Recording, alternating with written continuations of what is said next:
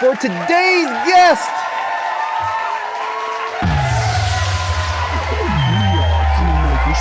Not what I meant to. Not what I meant.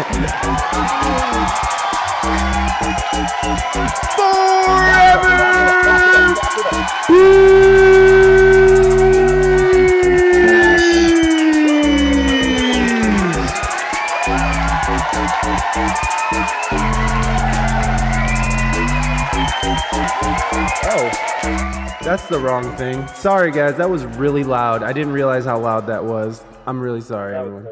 That was perfect, bro. Oh my God, Forever Preach. What's going on, my friend? Thank you for doing this. Oh, I can get you straightened out on my end too, man. No, I got you. No, I got you. You're on my show. I got you. Oh, I got it. I'm just gonna widen out the screen here just so you have a little wiggle room. A little. Every man needs a little wiggle room, right? I mean, just a little wiggle. Exactly. How you been, man? How's your day going? It's going, man. Yeah, it's actually going. I'm trying to like be selfish and pull up the Twitch feed while we watch this feed and while I talk to you. You know what I'm saying? Yeah, well, I mean, by all means, man, do your thing. We're here. We're doing it, and it's an exciting new venture. It's an exciting new venture, man. I appreciate you guys for having me. Thank you. Of course. I appreciate you for being here, man. Shit. Oh, okay. I'm just adjusting some stuff on my end as well. Do it. Be in chat with us. Preach. Yes, sir. All right. I'm gonna get you straightened up a little more here. Boom. There he is. The man of the hour. Boom. Don Smooth. Thank you for that. Thank you for those salutes. I appreciate that. My big bros in the building. Don Smooth, is Don Smooth ex-military? I mean, I like the military salute thing. I'm not sure. That's a part of reggae culture, dancehall culture, hip hop culture. Yeah. Man. Okay. Yeah. Where does the like? Because I've seen that a lot, and I play reggae. I play in a reggae band, and like I've seen the culture, at least on the West Coast, like California reggae scene. Oh my gosh! Thank you, Don Smooth. Sorry, everybody. Big up for the horse, bro. Big up. Thank you for that host. And oh my gosh, look at this. And Penny is out here just giving out subs. Thank you so much. You know what? Thank you so much for the sub, Penny, to Don Smooth. I appreciate that. I'm actually going to turn my alerts down. My goodness. My alerts are crazy right now. Hold on. Where's my alert box? Hey, everybody. Welcome to the show. We're all just doing tech work. Welcome to the podcast, everyone. We're doing tech. My brother DJ Max Energy in the building. Max UK Energy. is in the building. What? Well, I guess there is no volume for your stupid things. Okay, well, I'm just gonna go ahead and turn those off anyways. So, boom, we're back. Anyways, Preach, man, I really dig your last album. I really do. I was listening. I've been listening, for last week or so, and really feeling it, man. There's some tracks on there. I love that one.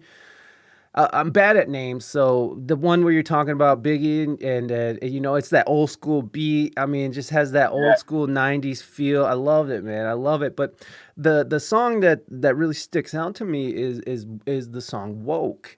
And I mean, the whole album has a whole an arc to it, and there's a theme kind of going on to the whole album. And I think "Woke" is a great way to kick off that. Or the EP, I should say, is a great way to kick off the EP that kind of lets people know where you're coming from and where you're going with this. So if you don't mind, could you sort of walk through what woke means to you and what you're trying to convey, if you feel inclined to?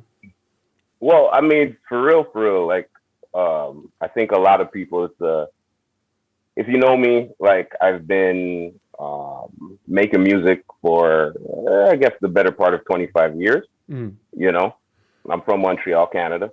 We're a rebellious province. you know?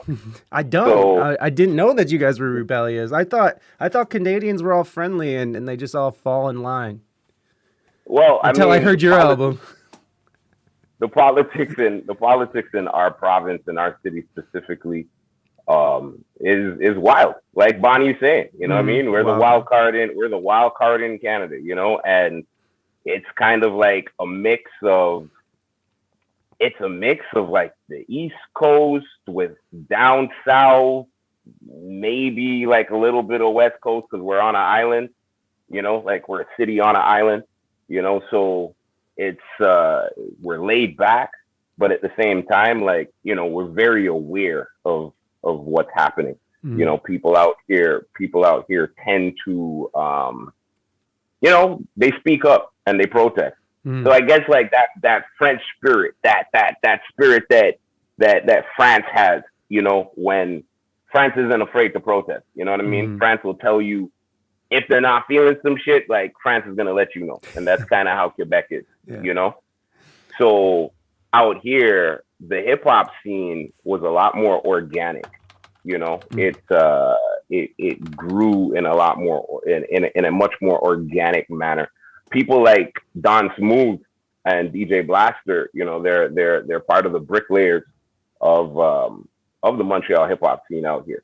You know, people like LDG, they like he predates that and Supreme and these guys. Like, you know, there was a lot of people that really pushed the culture out here.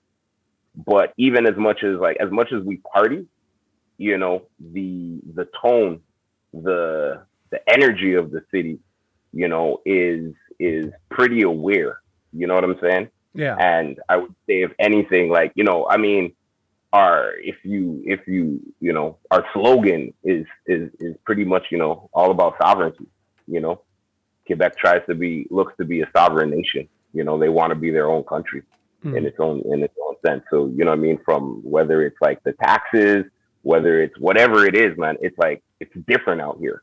So it causes us to kind of want to speak up a little more. So my music has always been a little more socio-political versus you know, being club oriented. But people like, you know, shout out people like Don Smooth once again, because Don Smooth was really one of our first official urban FM radio DJs that look like, you know, that's black, you know, because urban FM radio doesn't really exist out here outside of a radio station that is owned and operated off of native land on the native reservation. Whoa, You know? that's the only like urban hip hop, like, I mean, Yeah, whoa. that's the only official urban Wow. outlet. Then you have the radio station that DJ Blaster and I and others spin for, host for, which is CKUT. We're a campus oriented, we're a college based, we're a community radio station. So it's, you know, it's a lot of volunteer work, it's a lot of volunteer love, it's a lot of, like, you know, community money. You feel what I'm saying? Don Smooth was getting paid for what he was doing on a regular basis. You know what I mean? Making that FM radio Hell money. yeah. You feel me? You know what I'm saying? So, you know, some of us was like, yo, dog, like, you know, but he gave somebody like me, a platform because, you know, essentially when I started making music out here, the MCs in Montreal were only putting out mixtapes, right? Nobody could really afford it with studio money. Nobody could afford to go to studio. You know, I had bought a computer to start producing music off of at like the end of 1999, and people thought I was crazy. But I was like, yo, like studios are about to die. Like there's Yeah. a lot of things that are about to die. Like I didn't invest in music videos because I was like, music videos are about to like the outlets that are paying you for your music videos are about to die. You know, so You were we early just tried. adopter of the internet and its possibilities. Exactly. You know what I'm saying? So in that sense of like, you know, having this city around us and having these people who, you know, they're very like, we're a pretty, as I said, we're a pretty vocal culture, you know, it brings us to like, you know, all the work that I put in with the community that we'll speak about in a sense, and in a second, my organization, Kalmunity, Beautiful. right? Yeah. You know, I guess if anything, like we're an improv collective, we're a spoken word hip hop collective, but like all of us are, you know, if Dead Prez is coming to the city, like we're all packing the place. You know what I'm saying? If the Roots are coming to the city, we're packed. So that's the kind of music that we're into. That, you know, that's the vibe that we go for. So, you know, I guess I just developed my lyrics along that path. You know, getting through all of these different like political regimes and stuff like that. You know, from Bush to Obama to whatever. As I was speaking to you before, you were like, "Yo, you wonder why IG banned my schnitt." You know what I mean? Like, you put up a story with me, and IG called it violent. I wholeheartedly believe that I was like a part of the initial rollout of shadow bans on Facebook and Instagram and all these other places, because I was pretty vocal, you know, About online. what were you vocal about that got you shadow ban? Well, I mean, I don't adhere to politics in you know, any sense of the word. I don't vote for anybody in any sense of the word. You know what I'm saying? Like, I look at them as all human beings and blah blah blah blah blah. Why don't you vote? I'm not saying I don't vote. Like, I'll vote in municipal elections, but when it comes to like the big guys, I'm like, it's a scam. You know what I mean? We already know that that the narrative has already been written. You feel me? Yes, I feel you. I'd rather abstain from certain things. But when it comes to like my municipality and my local elections and stuff like that, for mayors and city councilors and stuff, I'm very active in those things. But yeah, when it comes to the big guys, I guess, you know, I'm a part of the loose change generation. You know, I'm a part of the if you don't know loose change. Oh, the documentary. You mean the 9/11 documentary? The 9/11 documentary. Shit, let's go there. Let's do it. So let's get it. My initial album that Don Smooth helped me push, and Blaster and all these guys highlighted why I went through that like history at the time of being the first MC to like put out amongst the first MCs. Bless and I put out we were the two first MCs to put out albums, right, out here in Montreal and stuff like that. Wow. So, in 2003? That was 2005, 2006. That's how long it took somebody to release a hip hop album there? Everybody was groups. So we were solo artists that were putting out. So everybody else was like Shades of Culture, was Domatique, everybody else was in a crew.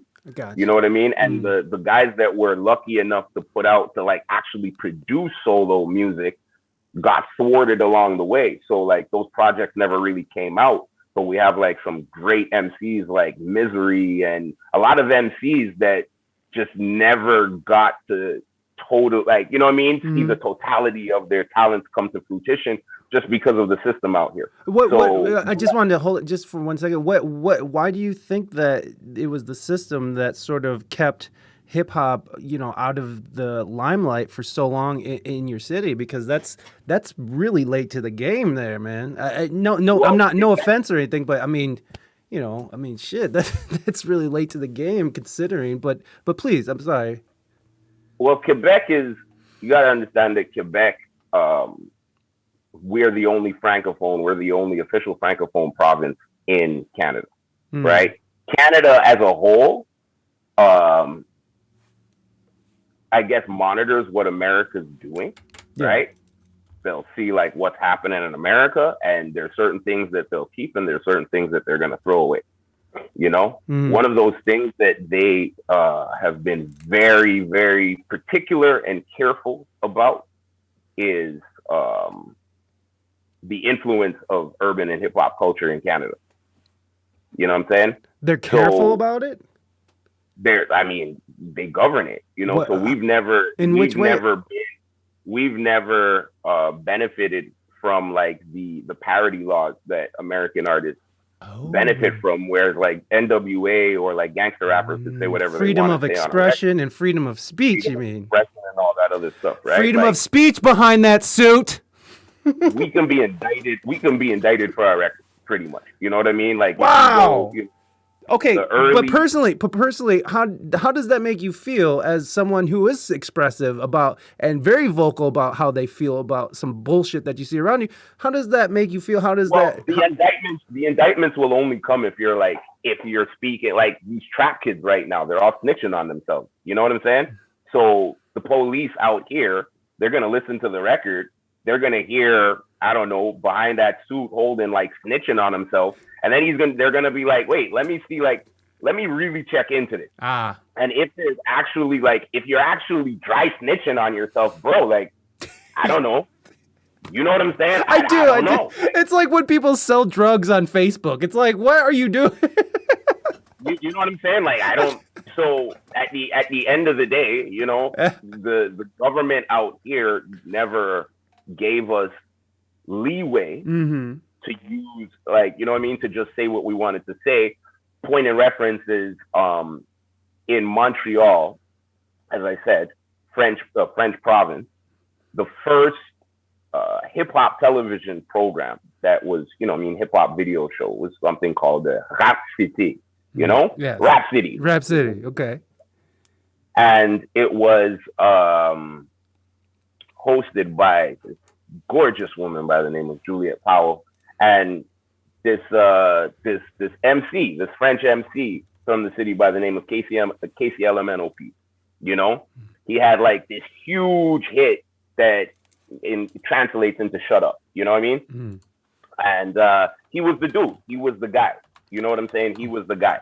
So Francophone hip hop has had a place, has had a space. Quebecois artists have had a space to express themselves out here since the late 90s, you know? And I mean, both solo and groups, right? Whereas the Anglophone guys, we have to like kind of group up and put our money together, get managers, convince labels, blah, blah, blah, blah, blah, blah, blah. So the bricklayers were people like MCJ and Cool G and D-Shade, I mean, Shades of Culture and these guys. But KCLMNOP, his career got sidetracked because he ended up going to jail for however long after being accused and convicted of raping a young lady or something like that. But the judge at the time, and this was like the mid-90s, the judge pulled his lyrics.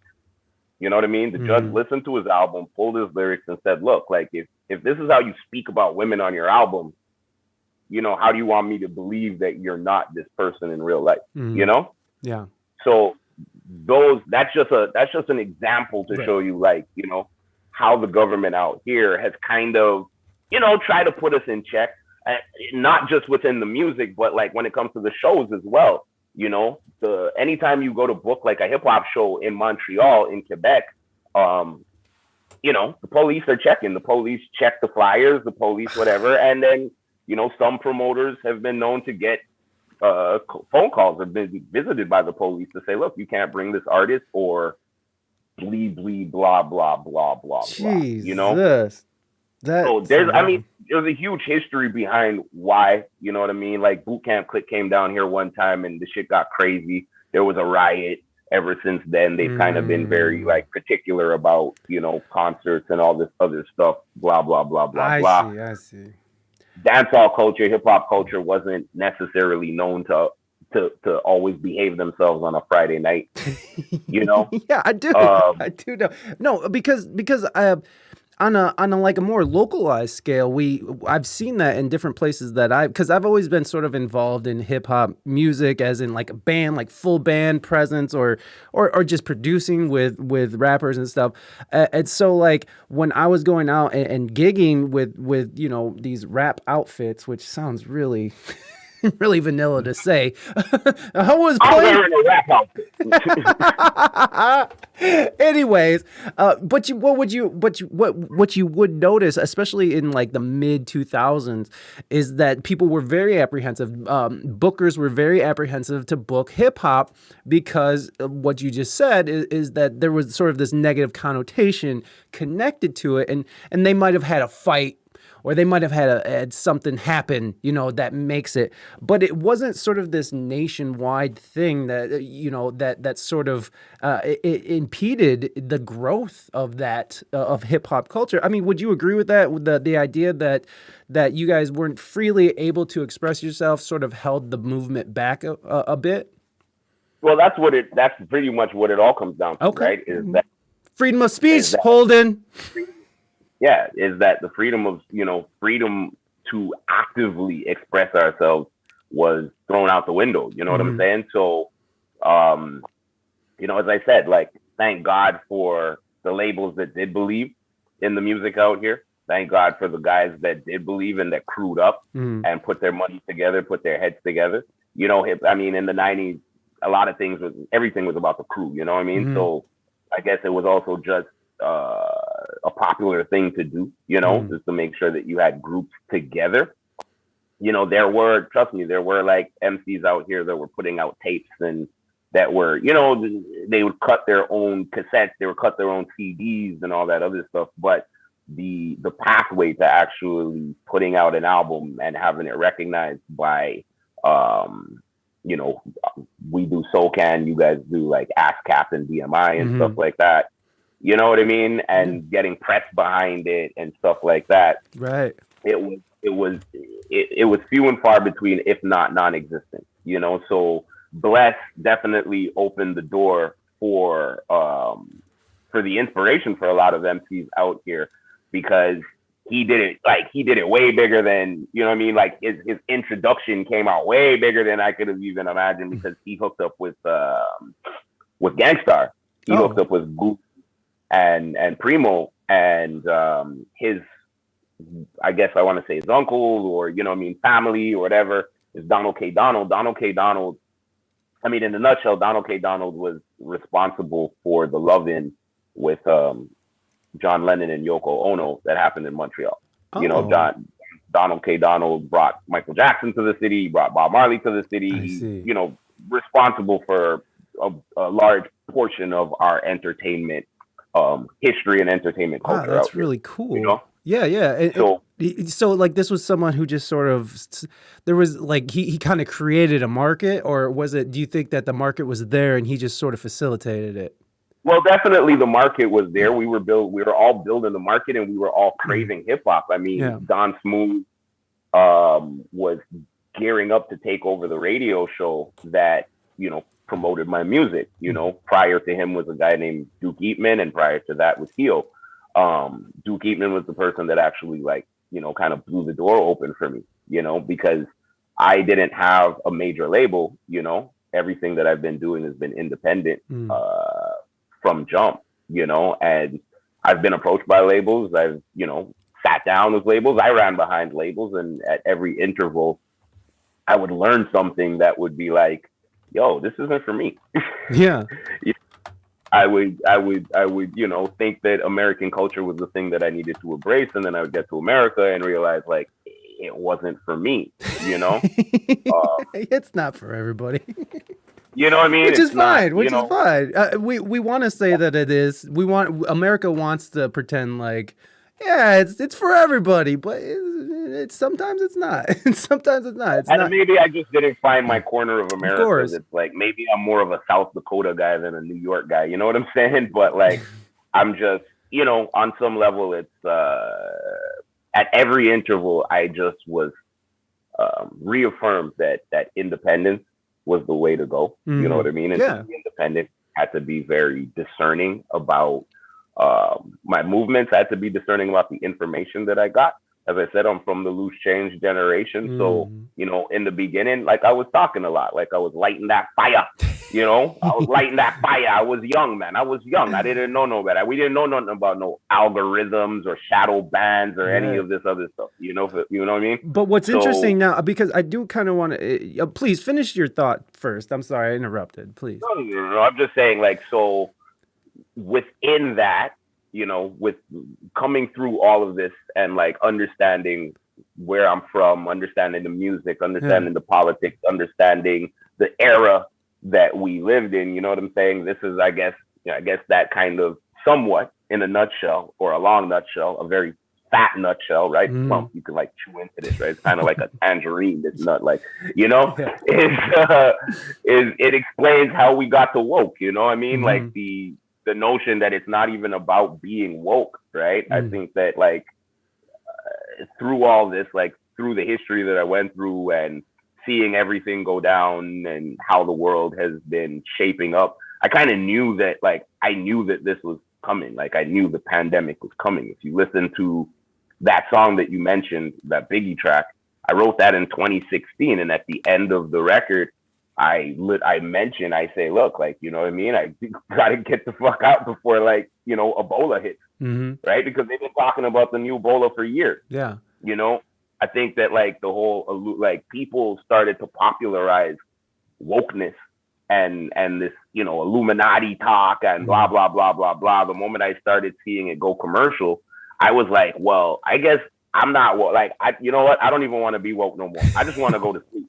Yeah. Yeah. And you I say want that. to know what I know. I don't want to I don't want to have to like think about everything that I think about.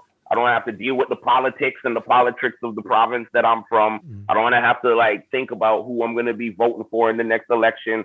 I just want to go to sleep. So fuck being woke. Go back to bed. No, do you have a do you have any kind of issues with the woke movement and what it has become and where and sort of what it's turning into? I have issues with the fact that, like, you know, to be woke you got to watch CNN at this point or some shit like that. Like, You ain't woke unless you're getting your information from Brian Stelter. you see what I'm saying? Like, I don't If you're not like, getting it from fuck, a like, fat bald white guy, you're not woke. You're not woke. I'm just saying, like, fuck a label. Like, it's not even about a label. It's like, do you and I do feel you. what is best for you. You know what I mean? Like, is it woke to be vegan? Like, you know, being vegan will kill certain people. Yeah. You know what I mean? Kill your So cat. That's for sure. you feel what I'm saying? So, you know, it's whatever works for you. I just think that the moment that we start to popularize a term, like, I see where the danger was going to go with it, where now, you know, they politicize the word, right? Like, literally they politicize the word. Anytime somebody comes out and speaks about something, they're like, oh, the woke politics behind the Olympics is just, and you're like, dude, this is, you know, I mean, I'm from the Dixie Chicks era, man. Like, when they got bushed, when they got They got for canceled. Bush. They were the first ones to get canceled. Well, not the first, but like that's in my mind, that's some of the first artists that I remember being officially canceled.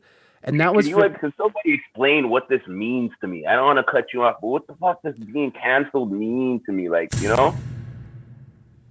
That's it. That's the only explanation you get, son. that's the only explanation you get.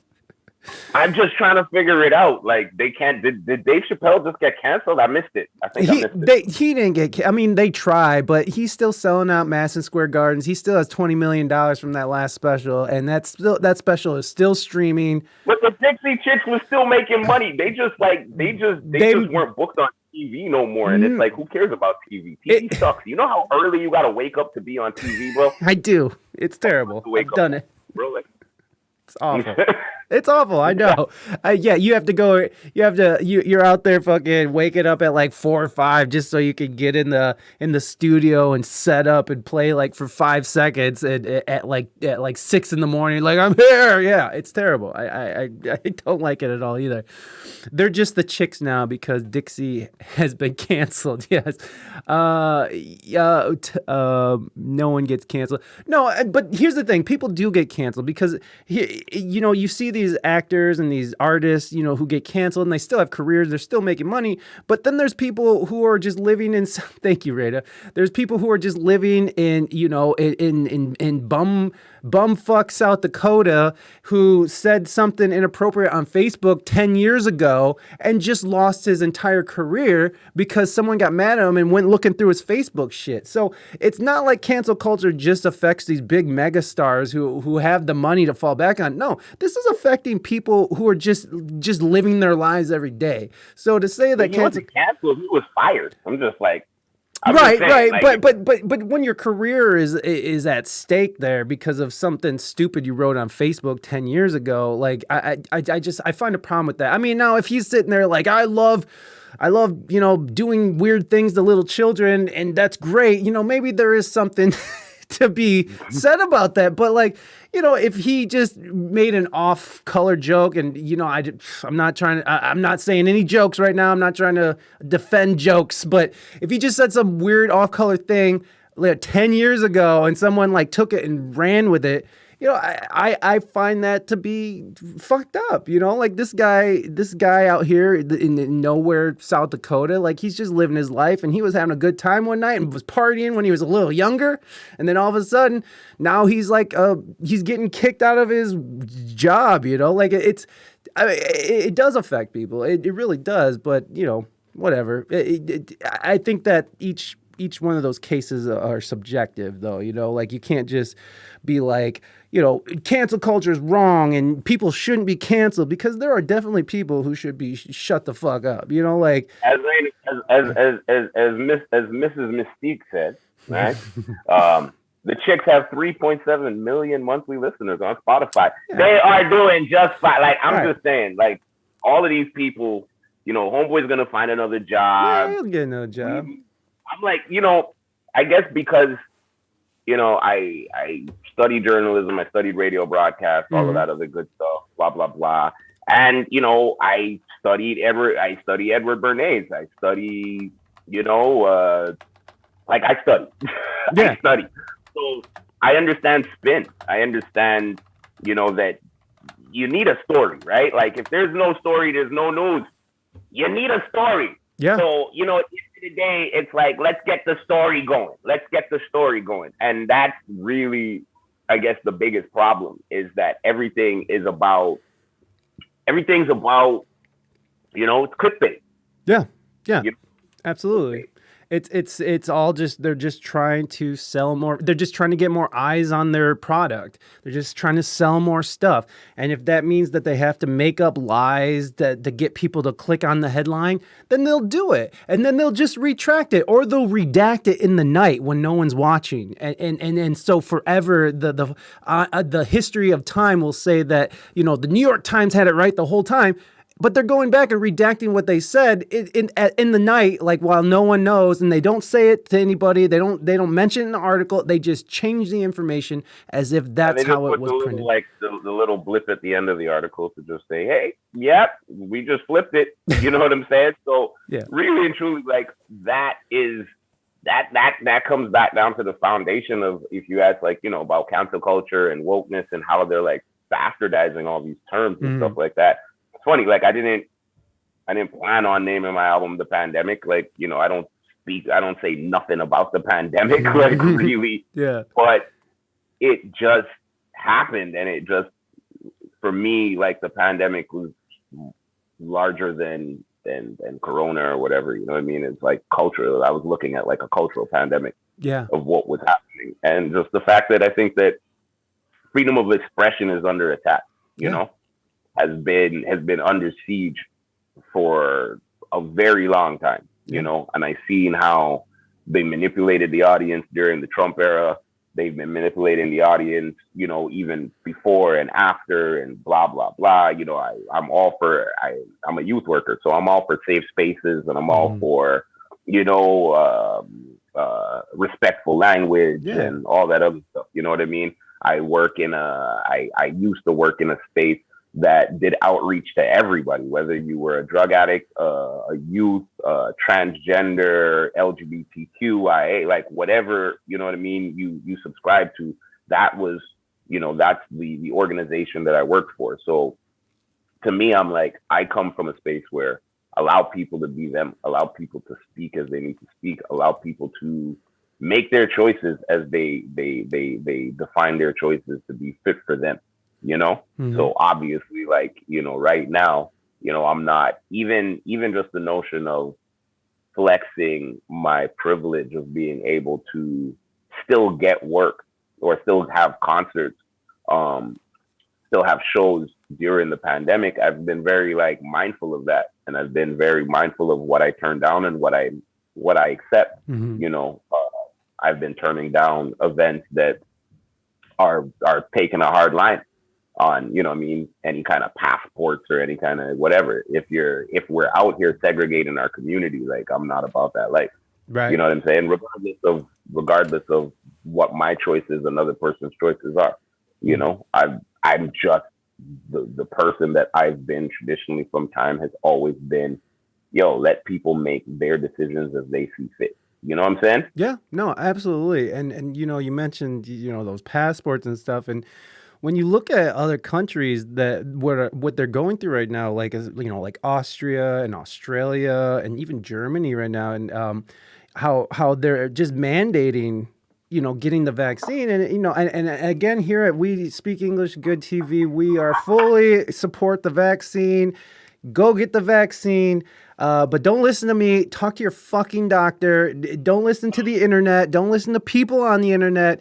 Go talk to your doctor and find out if the vaccine is right for you. The vaccine's great. Thank you, Bonnie. Thank you, Pfizer. Fuck you, baby. Fuck. Hold on. Hold on. Brought to you by Pfizer. Fuck you. Pay me. Thank you, Pfizer. So with that said, yay vaccines. What is your Hey, how does that fall on your ears when you're seeing all these other countries, and these are first world countries, and there is a lack of freedom of speech and freedom of expression in these countries, and Canada including, because that is not written into your constitution there, to be able to just say whatever you want without reproach, which is not how freedom of speech works here, but you see what I'm saying. When you see these other countries who are falling under these very draconian laws where people are being forced to be mandated, and like Austria put like February 5th, they're like, everyone has to be vaccinated by February 5th, everyone. And I'm like, what happens after February 5th? Like what? But when you hear, when you're seeing all this stuff kind of going on, do you have any fears that something like that might come to Canada? what do you mean might come to Canada? Well, Like, wait, are yo, you guys doing passports? what? I don't know. Bro, bro, we're like, they say that Canada is probably the most adherent to all of the protocols that are going down right now. In Quebec, where I am, is Oh yeah, they're that's like, right. That's right. Jesus Christ. We out just here, spent all these months talking to Canadians about how you guys couldn't even get art supplies because it wasn't considered a necessary buy or something. Like you guys couldn't buy certain things. You guys were restricted. Yeah. Okay. Thank you guys for reminding me that. we couldn't do, like, literally, as behind that suit just said, like, we were locked down for a full 6 months. Mm. We went into lockdown prior to everybody, I'm pretty sure, like, when it comes to the rest of Canada. Yeah, I mean, masks is still a thing. Mm. Passports are they're trying to make it a thing. There's certain businesses that are with it. There's certain businesses that aren't. I mean, they're trying to say that by tomorrow, if you're not vaccinated, you can't leave or enter the country as a Canadian. That's You know what I'm tomorrow. saying? So I was like, I want to see how this okey doke is gonna work, right? Because I wanna know if behind that, if let's just say, I don't know, I'm not asking anybody's vaccination status because that's Mhm. everybody's personal Yeah, business, that's right? medical information. Let's just suppose that behind that suit, and Bonnie, right, Mm. weren't vaccinated, and they decide to, I don't know, make a stop in Uganda. You know what I'm saying? Mm. And they are like, okay, it's December 2nd, I'm coming home, right? Like, is Canada looking at Uganda saying, fuck you, you guys have new citizens? Mm. Yeah. Right. Like, there is literally, I basically put it like, I call it like the no man left behind clause type of shit, right? But it's like, your country cannot leave you, abandon you in another country unless you really fucked up. Like, unless you got go to Singapore and spit on the street and they want to flog you or some shit like that, right? They will just leave You remember you. that? Oh yeah, You that remember that? kid got fucked up. Yeah, Kid that got American fucked kid. up. Yeah, that American kid was going around like vandalizing cars and stuff, and they're like, "Fuck you!" And then America was like, "You can't do that." They're like, "Watch us," and they whooped that boy's ass publicly On live TV. on live TV. Which So is fucked like, up. It's fucked up, but it's funny as fuck. But so still, at the end of the day, yeah, it's like if you're not fucking up, like, you know, they can't leave you in another country. yeah. You know what I'm saying? So Canada's very, like, we're very slick on the okie doke. Mm. They're very slick on the fact that, like, you know, they try to please us in every possible way. I mean, especially when you come here in Montreal, the red light district, right? So I mean, like, you can literally get every fucking thing you want, like, damn near legally. You know what I'm saying? You got, you know, heroin clinics, you got places that, you know, I mean, prostitution is legal as long as you do it in your home, blah, blah, blah, blah, blah. You know what I mean? And then marijuana is legal across the country, right? Yeah, I mean, that's nice. That's nice of them to give you that. What people been pretty much subdued, right? It's Right. almost like they feel like we've been, like, so dumbed down by, like, you know what I mean, by our desires. Yeah, giving into every impulse, every basic impulse, and you're just concerned about, like, I mean, I'm gonna get high, get my nut off, and go get high on dope, and then I'm just gonna go home and not complain about the tyranny that is among us. Yeah, like, I mean, I don't know, like, most provinces in Quebec, we have, like, they have liquor commissions. We have a liquor commission, but we can still buy, like, alcohol at any, like, corner store. You know what I'm saying? So, or, like, when I say alcohol, like beer and certain things like that, you can't get whiskey at a corner store. But, you know, they pretty much they're like, yo, look, we're gonna give you everything that you want, or we think that you want, so that when the time comes for us to, like, rein in and turn around. A lot of people don't understand that the protocols, the mandates, a lot of these things are made possible because most of our services in Canada are nationalized, right? So, you know, you have, like, the Canadian Broadcasting Company. They were able to, like, take a hard line with their employees because it's nationalized TV, right? You know? So, you know, our Medicare is nationalized. You know, this is where America, you guys kind of, like, saved your skin on not having a nationalized healthcare system, right? In the sense where in America, every state governs themselves as they see fit to a certain level. You know what I'm saying? Right. Canada doesn't really run like that. You know what I mean? Our provinces we don't have governors. You know what I mean? We have premiers, you know, so the powers are a lot different. But our governor, the only person that actually holds the title of governor, the governor general in Canada, is actually the real boss bitch. Like, she's the only person in the country that, at, you know, in the event of the prime minister fucking up, she can take his job. She's the conduit. She's the mediator between Canada and England. She's the mediator between the prime minister and the queen. So she kind of has the powers of the queen on this land. You feel what I'm saying? Yes, yes. So they had to go to the queen last year to get the queen to grant the emergency orders that they needed to be able to temporarily amend our constitution and our constitutional rights. Whoa. All right. So all of this kind of leads up to, like, okay, well, you know, as being that I'm in radio and I've been watching this shit coming, I was just like, look, like, every little step that we adhere to in Quebec was one step closer to these, like, national mandates, right? You know, so they've taken almost the same position that Australia has taken, where they've said, look, like, or the UK has taken, where they said, look, like, fuck you, we give you free medicine. So when we tell you to take the free medicine, take the fucking free medicine. And you're like, yeah, but you didn't, like, you didn't talk to me like that. You didn't, like, tell me that I had to, like, literally walk naked to get the flu shot.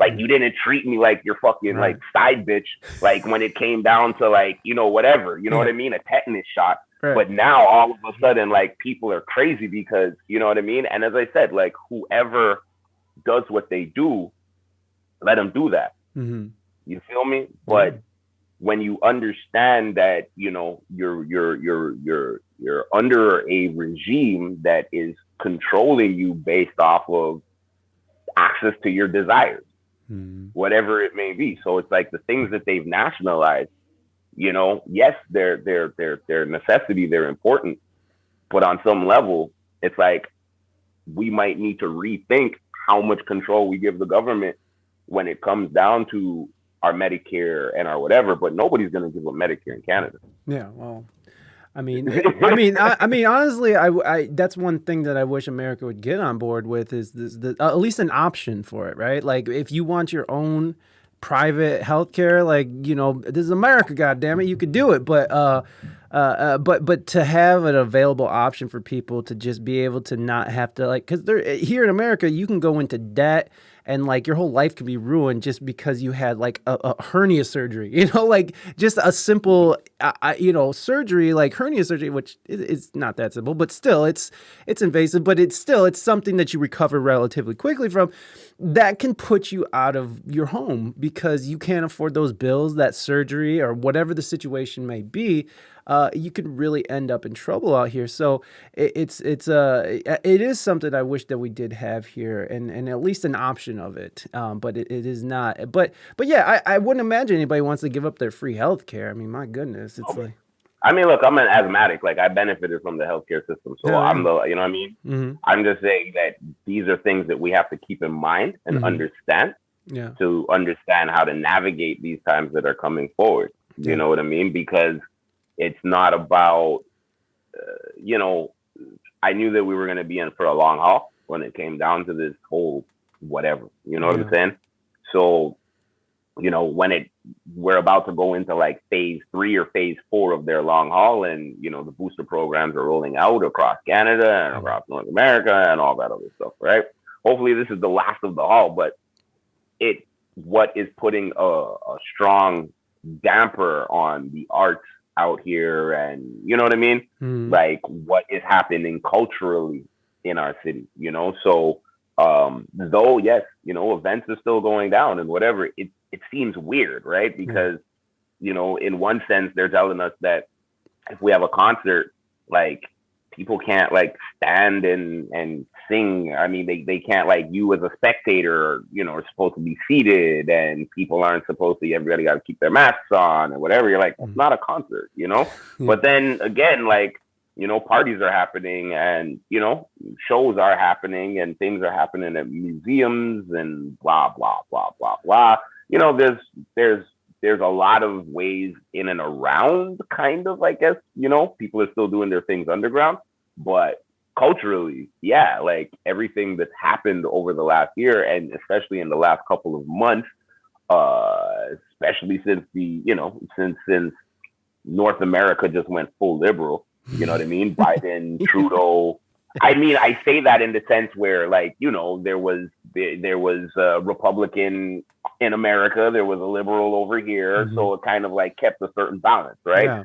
You know, now the entire continent is kind of like on the same page, politically speaking. You said balance. Do you think there needs to be a balance between two sides?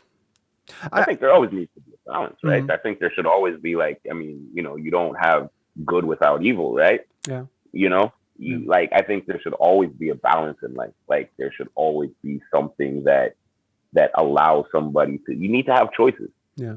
You know what I mean? You need to have choices. And, you know, I don't, like, can somebody just be fully liberal, or like, is your entire life just supposed to be fully liberal? Like, if you're liberal with your money every day, you're going to go broke. You know what I'm saying? Go broke is what they say.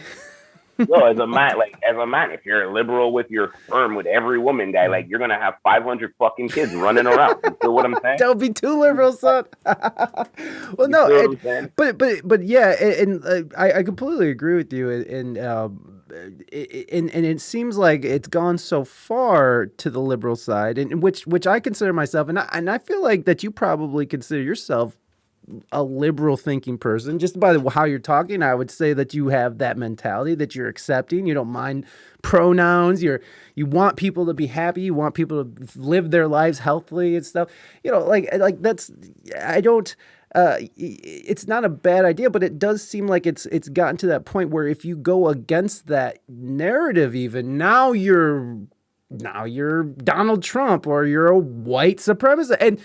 And how interesting is it that Kanye's a white supremacist. yes, how interesting is it that Kanye West is a white supremacist? I mean, how interesting is that to you when you hear those kind of words being thrown around to black folks like Kanye West, in which everybody has an opinion about Kanye. I love Kanye, by the way, but how does that sound to you when you hear this like liberal narrative of sort of telling black people that they're white supremacists? How does that fall on your ears, and where do you think that even?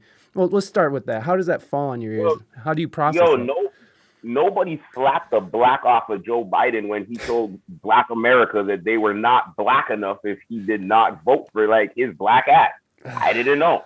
I didn't know he got dropped in a tub of chocolate and got left there overnight. I did not know. You feel what I'm saying? But at the end of the day, like, I look at it like I have this philosophy, I guess, if you want to call it, this thought about like, pocket societies, right? Pocket cultures. We're all pocket cultures, right? We're all like, just imagine a pair of pants with like, 100 pockets. You know what I'm saying? One pocket doesn't know what the fuck the other pocket's doing. Mm-hmm. One pocket's not really, paying attention to the other pocket, unless you're attached to that pocket and maybe some like ink could like leak through from one side to the next. Mm-hmm. But most pockets, like, they work autonomous from, you know what I mean? They work independent. Right. When I was growing up, we had a lot of pocket culture. You feel what I'm saying? Like Def Jam, Def Comedy Jam was a pocket culture. Yeah. Maybe it wasn't popular to 50 million people around the world, but it was popular to us. And at that time, what was said there stayed in that pocket. You know what I mean? Over time, these pockets started to like merge and these pockets started to get opened up. You know what I mean? And you'd have like, to make space on these pants, you'd have like, 4 or 5 pockets become one. Right. And some of these pockets, wanted to be like, you got little pockets, but everybody wants to be the big fucking pocket. You know what I'm saying? Yeah. Everybody wants to be the front pocket. Everybody wants to be the back pocket. Everybody wants to be, but you don't realize that, like the big pocket is the first one to get torn, right? Yeah. The big pocket is the first one to like, you're sitting on the big pockets. You're farting on the big pocket. You know what I'm saying? Like if you want to be a big pocket, like no problem. But, sometimes like staying in your little pocket is all you need. You know what I'm saying? Like sometimes like just like literally like respecting that pocket. I think us as pocket cultures, we looked at the big pockets and we all wanted something that once we got it, it was like, I don't know about this. You know what I mean? Hip hop was fine before the Grammy. You get what I'm saying? Like we didn't really need to necessarily have global supremacy to the point where you kind of want to throw up when you just, speak about, when you speak about hip hop or you speak about hip hop has like all kinds of subcultures within it. But at the same time, what the majors are using hip hop to accomplish, right, is the it's the total antithesis of like what we, you know what I mean? It's backwards to to the seeds that we planted. Mm-hmm. You know what I mean? So the fact that, yes, it's great that we could sell commercials and that's how I pay my bills. Most of my music is used for television and film, but really and truly, like, the notion that, we all have to be a part of the big pocket. I think these are the things that has truly like thrown off like everything that we've been trying to build out here. You know what I mean? So, people looking at Black culture or looking at, certain pockets of Black culture and thinking that they understand it and that we all think the same or that we're all supposed to be this or that we're all supposed to be that. You know what I'm saying? Like it goes back to that whole thought of like, what was talking white? You know what I mean? Like accents are different. I was listening to a brother from, I think, Ohio or something like that. And I was like, damn, he sounds Canadian. You know what I'm saying? Yeah. So, I think that we have culturally, we have this uncanny way of trying to belittle people who don't go along with the narrative. You know what I mean? Mhm. Kanye West wasn't going along with the narrative. Right. You know, so not only did they like the when it comes to like black celebrities, I find that like white media is very particular in how they reprimand them publicly. So they'll get other black celebrities to reprimand them for them. You know, Yes. that like with Kanye West, my problem with like somebody like if I use this as an example to like answer your question, I find that we're not supposed to agree with everybody just because they're black or whatever the case is. But then I also have a big problem where people will, black folks criticize successful black men, you know what I'm saying, Mhm. for having their own expressive way or whatever the case is. Mhm. For so long we've been looking for, a certain amount of success within the community and a certain amount of whatever, that it's a shame that once we get there, we've allowed the majors, we've allowed the corporate media, you know what I mean, to kind of unravel that, to like distance us from, these fruits, you know what I mean, from the benefits that can come from just us as a collective, not just a black collective, but, hip hop culture, or as, somebody asked, is it the same thing as cult cultures? I wouldn't say it's a cult culture, but like, anything, however you label your movement, however you label your culture, however, you know what I'm saying? Reggae culture is a subculture. All of these cultures are subcultures. How reggae governs themselves, I don't think that people in hip hop should, you know what I mean? Like Mhm. should have an opinion on. You know what I mean? How rock music governs itself, I don't think country music should have an opinion on. So that's just how I see, you know what I mean? When Yeah, it yeah. comes down to speaking culturally and being culturally out here, You're just like, stay in your pocket, bro. Stay in your Mm-hmm. fucking pocket. And if you don't like what that pocket has to say, don't go in that pocket. Stay in your own Don't go, pocket. stay Don't in your fucking pocket, don't bro. That's fucking it. don't fuck with that pocket then. Um well, I agree with that, and it's interesting, like, because there's parameters that you sort of placed on. It's like, in your opinion, you feel like they don't really have any business commenting on certain aspects of culture. Is that kind of where you're going, where like certain people they don't have business even saying anything about it? Well, Like, it's like the Bebe said, like after they tried to cancel the Bebe, like for the mm, whole, for what they labeled as homophobic comments at his concert. mm, If you're not a part of hip hop culture, you're not going to understand what he was saying. right. You get what I'm saying? So Yeah. as he said, like, yo, my concerts are for the people that come to my concerts. Right. You know what I'm saying? That pay to come to my concerts. They're not for everybody. Right. You get what I'm saying? I do. So, like, for me, I think the Bebe or whoever should be canceled for other things if you're going to talk about cancel culture. Right. I mean, You the know what I'm fact that he saying? murdered somebody in Walmart. Yeah. You know what I mean? There's a lot of things there's a lot of other things that we could take issue with. You know Right. what I'm Right. saying? So And I'm I just, please. no, but I just agree with what he was saying about like Mhm. stay in your pocket, Yeah. Yeah, no, I agree with that too, man. It's like, if you, I'm more of the guy who's like, if you don't like hearing what they're saying, it's like you don't have to listen to that. Like you have the complete ability to turn off the TV or turn off your tablet or turn off your phone or change the YouTube channel or whatever it is. You have that ability to not support that. And the Yep. fact that people feel like they have to take it a step further and like ruin people's lives and careers, that's where I take issue with it. Now, again, is there some people out there who do so, the crimes were so egregious that they need to be sort of silenced now? I do think so. I do think that there's people out there that are horrible, like to the point where they should be silenced and just sort of put away in a dark cell somewhere.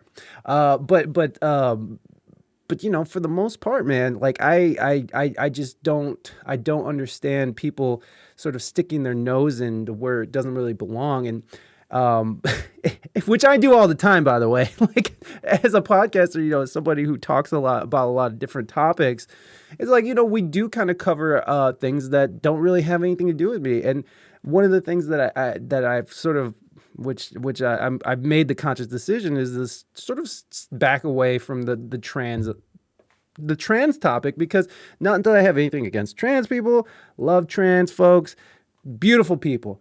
But you know, there is some hypocrisies that go on. Like in any culture, there's hypocrisies that go on that I don't care for. But again, that's not my fight. That's not my battle. And so when I'm sitting here talking on that stuff, it's like, it's not really my lane. It's not really my pocket, right? But a lot of things I talk about are not really my pocket.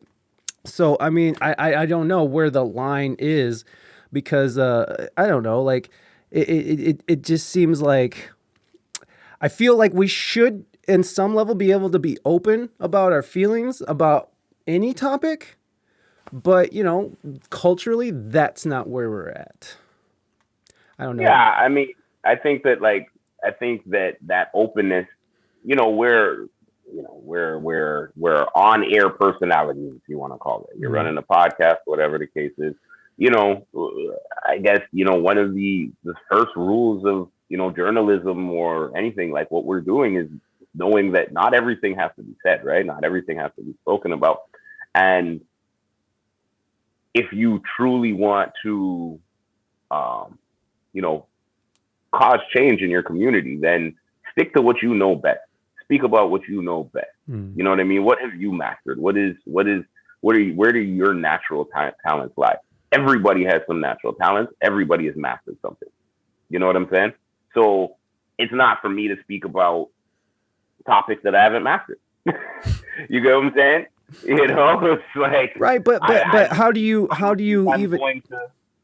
I'm sorry. Well, I'm just saying, I don't think I'm gonna like master, like, you know, trans culture, because it's not right. a part of my purview. But at the same time, I guess if the moment came where I had, you know what I mean, where somebody from the culture, the community is speaking to me about something or whatever the case is, then yeah, like, you know, you ask me the question, but I just, you know, I don't think we need to like speak on everything. Right. Right. You know what I'm saying? No, yeah, and I went and like just you know, for full transparency here, I went and last Monday I was talking to my friend, and his mom, you know, well, you don't know, she is a lesbian woman who raised him, and so he grew up in that world, so he calls himself half lesbian, which is kind of a little joke, but you know, whatever. I don't.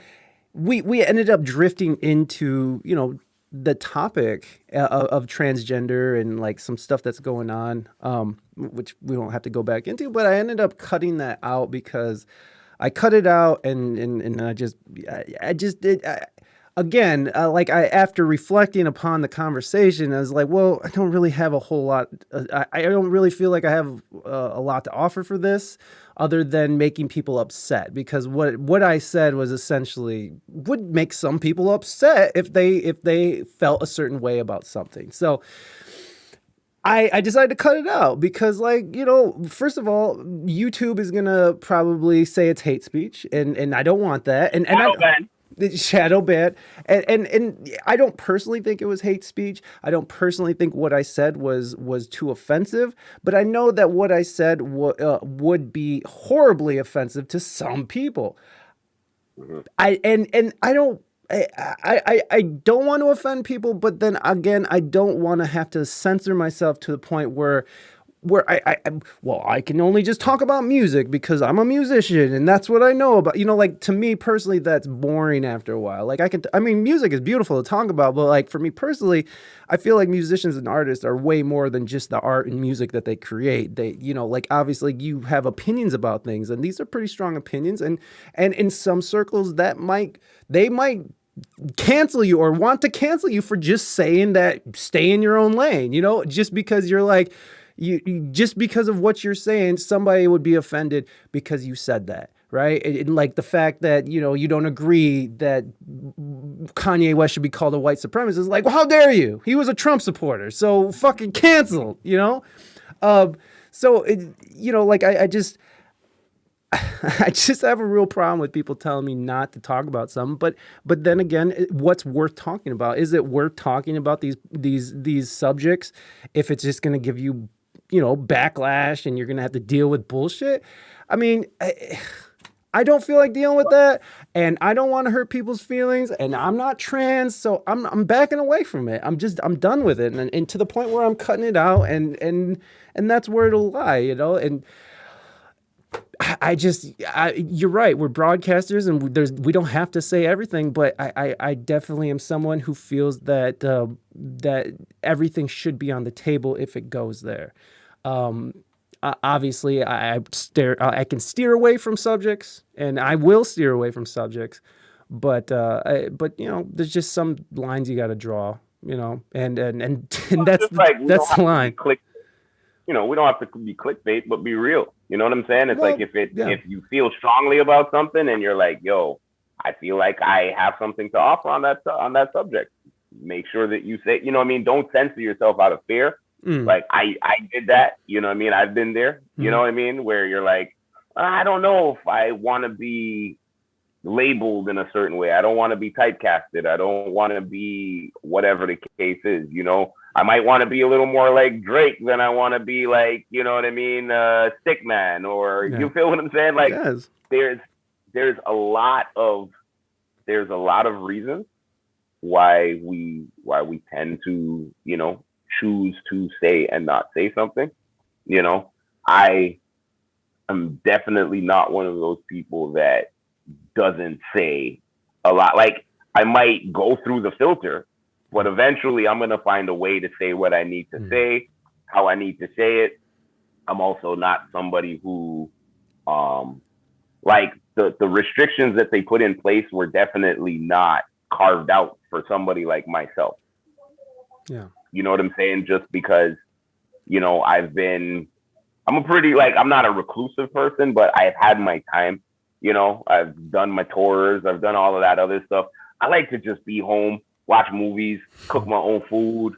You know, I garden. I got 6-month-old twins at home. Like I got no time to be like partying or flying around and all that other shit. You know what I'm saying? Yeah. So like these things were not necessarily carved out for me, but I'm like, you got to do what's best for you. You know what I mean? And you know, you have to, you know, I guess I'm the type of person that I don't want to say that, like, you know, people they don't take issue with me, or people don't whatever, but it's like you can't cancel somebody that's uncancelable. I'm like, how the fuck do you, like, what are you talking about? I've already been, you know, seen as a liability. You know what I mean? To the majors and to the people that could have definitely lined my pockets in a different way. But, you know, on that first album that I put out, Voice of the Streets, the project that, as I said, was kind of like that helped blow the doors open out here. You know, I'm speaking. You know, that came right out of the Loose Change era. That came right, like, literally on the heels of it. So, you know, 2003, I'm like putting out like tracks like War Report, where, you know, the second verse that starts with me saying, Schwarzenegger's a Nazi, my people watch me, the skull and bones you sport in the state, and then you as property. You know what I mean? It's like nobody wanted, like the majors weren't gonna push that. You know what I mean? The majors aren't trying to put no money in that. You know what I mean? So definitely I've always been somebody that I said, look, I don't, you know, at some point you just have to speak. But I also learned, you know, by being this person, that we don't have to talk on everything. You know what I'm saying? Sometimes you want to, you know, as you said, right? Like going back to like just the whole notion of people being canceled because of like old posts on Facebook. You know what I mean? I guess when you start family planning and you start thinking about certain things, you're just like, I don't know if I want the sins of this father to come back on my two beautiful boys. You know what I'm saying? So you kind of carve out certain things, and you try to work in a certain way. You know what I mean? But never make anybody convince you or convince anybody that like they cannot speak, that you cannot, you know what I mean, put your mouth on any topic you want to put your mouth on. I mean, you might not want to put your mouth on anything you want to put your mouth on. You know what I'm saying? Yeah. Right? Like I remember, like I was like 7 years old. I remember, like I was like an idiot. You're like, remember I told you we do like minus Like today is -7, right? Like my guy Mike and I we were kind of doing like Celsius Fahrenheit wars. You know, he was like, it's cold. I'm like, you don't know nothing about cold, Mike. You don't know about Canada cold, motherfucker. This is Canada, bro. It's -7 out here. What is that? It's 23 degrees Fahrenheit. And he said it's 30 degrees Fahrenheit. I said, okay. But look, you gonna come back and talk to me about cold in January when it hits about -36 or -40 degrees Celsius in Quebec, right? Like that's a whole, you know what I'm saying? Like that's a whole different, like you learn to not put your mouth on things that are cold and cold. You feel what I'm saying? Yes. So, you know, on some level, like just like that, just like you learn how to not like, you know, be a bright jerk and like buy a popsicle when it's like -16 outside, right? Yeah. Your tongue gonna get fucked up. Like you don't wanna, you know what I mean? You don't wanna potentially, you know, create a list of things, right? That kind of don't, and I guess this comes into like branding, right? This is where I put my branding cap on. You know what I mean? It's like speak on whatever adheres to your brand. You know, like us talking about the mandates and protocols and all that other stuff that adheres to my brand, because if you go and listen to my album, if you listen to my project, this is the information that I'm kind of speaking on, even though I'm not speaking on, you know what I mean, Colby or none of this shit. You know what I'm saying? Mm-hmm. But it goes within how, you know, I've built what I've built, and, you know, why I've decided to stand on the legs of freedom of speech over, you know, trying to like figure out how I could build my own embassy like Drake and shit. You know what I'm saying? You know, that's what they call this mansion in Canada. They call it the embassy? Oh, they call it the embassy. Oh shit. Yeah. He called it the embassy, right? Because I mean, it's probably the fuck in it. Like he has like he literally has what did they say? Like there's an NBA regulation basketball court in there. I think he got a Cineplex Odeon in that bitch. I'm like, he has his own, like, I'm pretty sure that he's like figured out how to like build Jurassic Park somewhere in that place. Guy. Like it's huge. Dinos running around. It's so massive. It's so massive that like, you know, because the pandemic hit, and I'm sure that he had like big plans for this embassy. Like he was going to open it to the public and all kinds of other stuff. He was going to have celebrity basketball games and charge people like exuberant, like all kinds of like dumb money. Like the Drake Kanye West tickets are going for now. They're like $7,500 for like front row seats and shit. Right. But like, they're like Drake done like try to figure out how he could make this money back. So now he's doing virtual tours of the embassy, and like every corner, like every time you turn around, you go into a room, you're gonna be like hit with Drake related products. So you're gonna just be able to buy like Drake all over you're gonna buy Drake all over Drake. Wow. And man, I mean, personally, I think that's fucking incredibly genius. It's great. I think that's incredible. Good for Drake. Good for Drake. Get your money, baby. Get your money.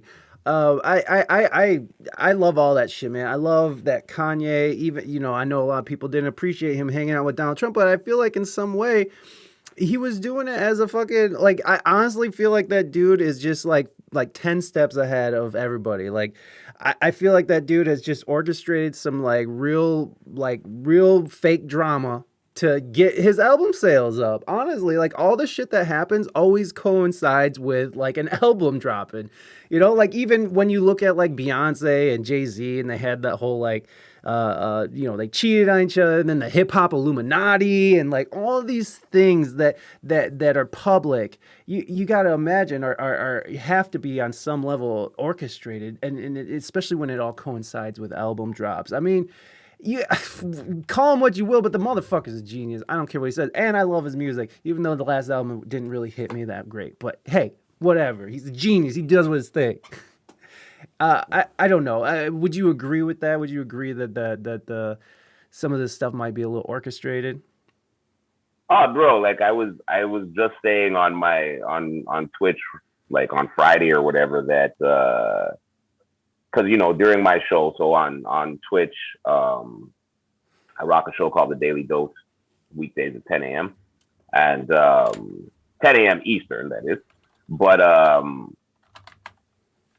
what I do a little music news, spin, I spit, blah blah blah, and we were talking about Kanye this weekend, like the fact that he's trying to get Kim back and all that other shit, and I was like, look, bro, like from jump, I've been saying that all of this is a psyop. I was like, Yes. yo, I'm like, Kanye's a walking psyop. Like, Yes. don't get it twisted, right? I'm not. He I should be don't a think that CIA like agent. yeah, I don't think For all he's we know, like he a is. world reproach and shit, right? And I don't think that, as I said, I'm not saying that just because he's black, we're supposed to agree with everything that he does and blah blah blah blah blah, right? Right. You know what I mean? But I'm just like, yo, you're a walking psyop, bro. Like, let's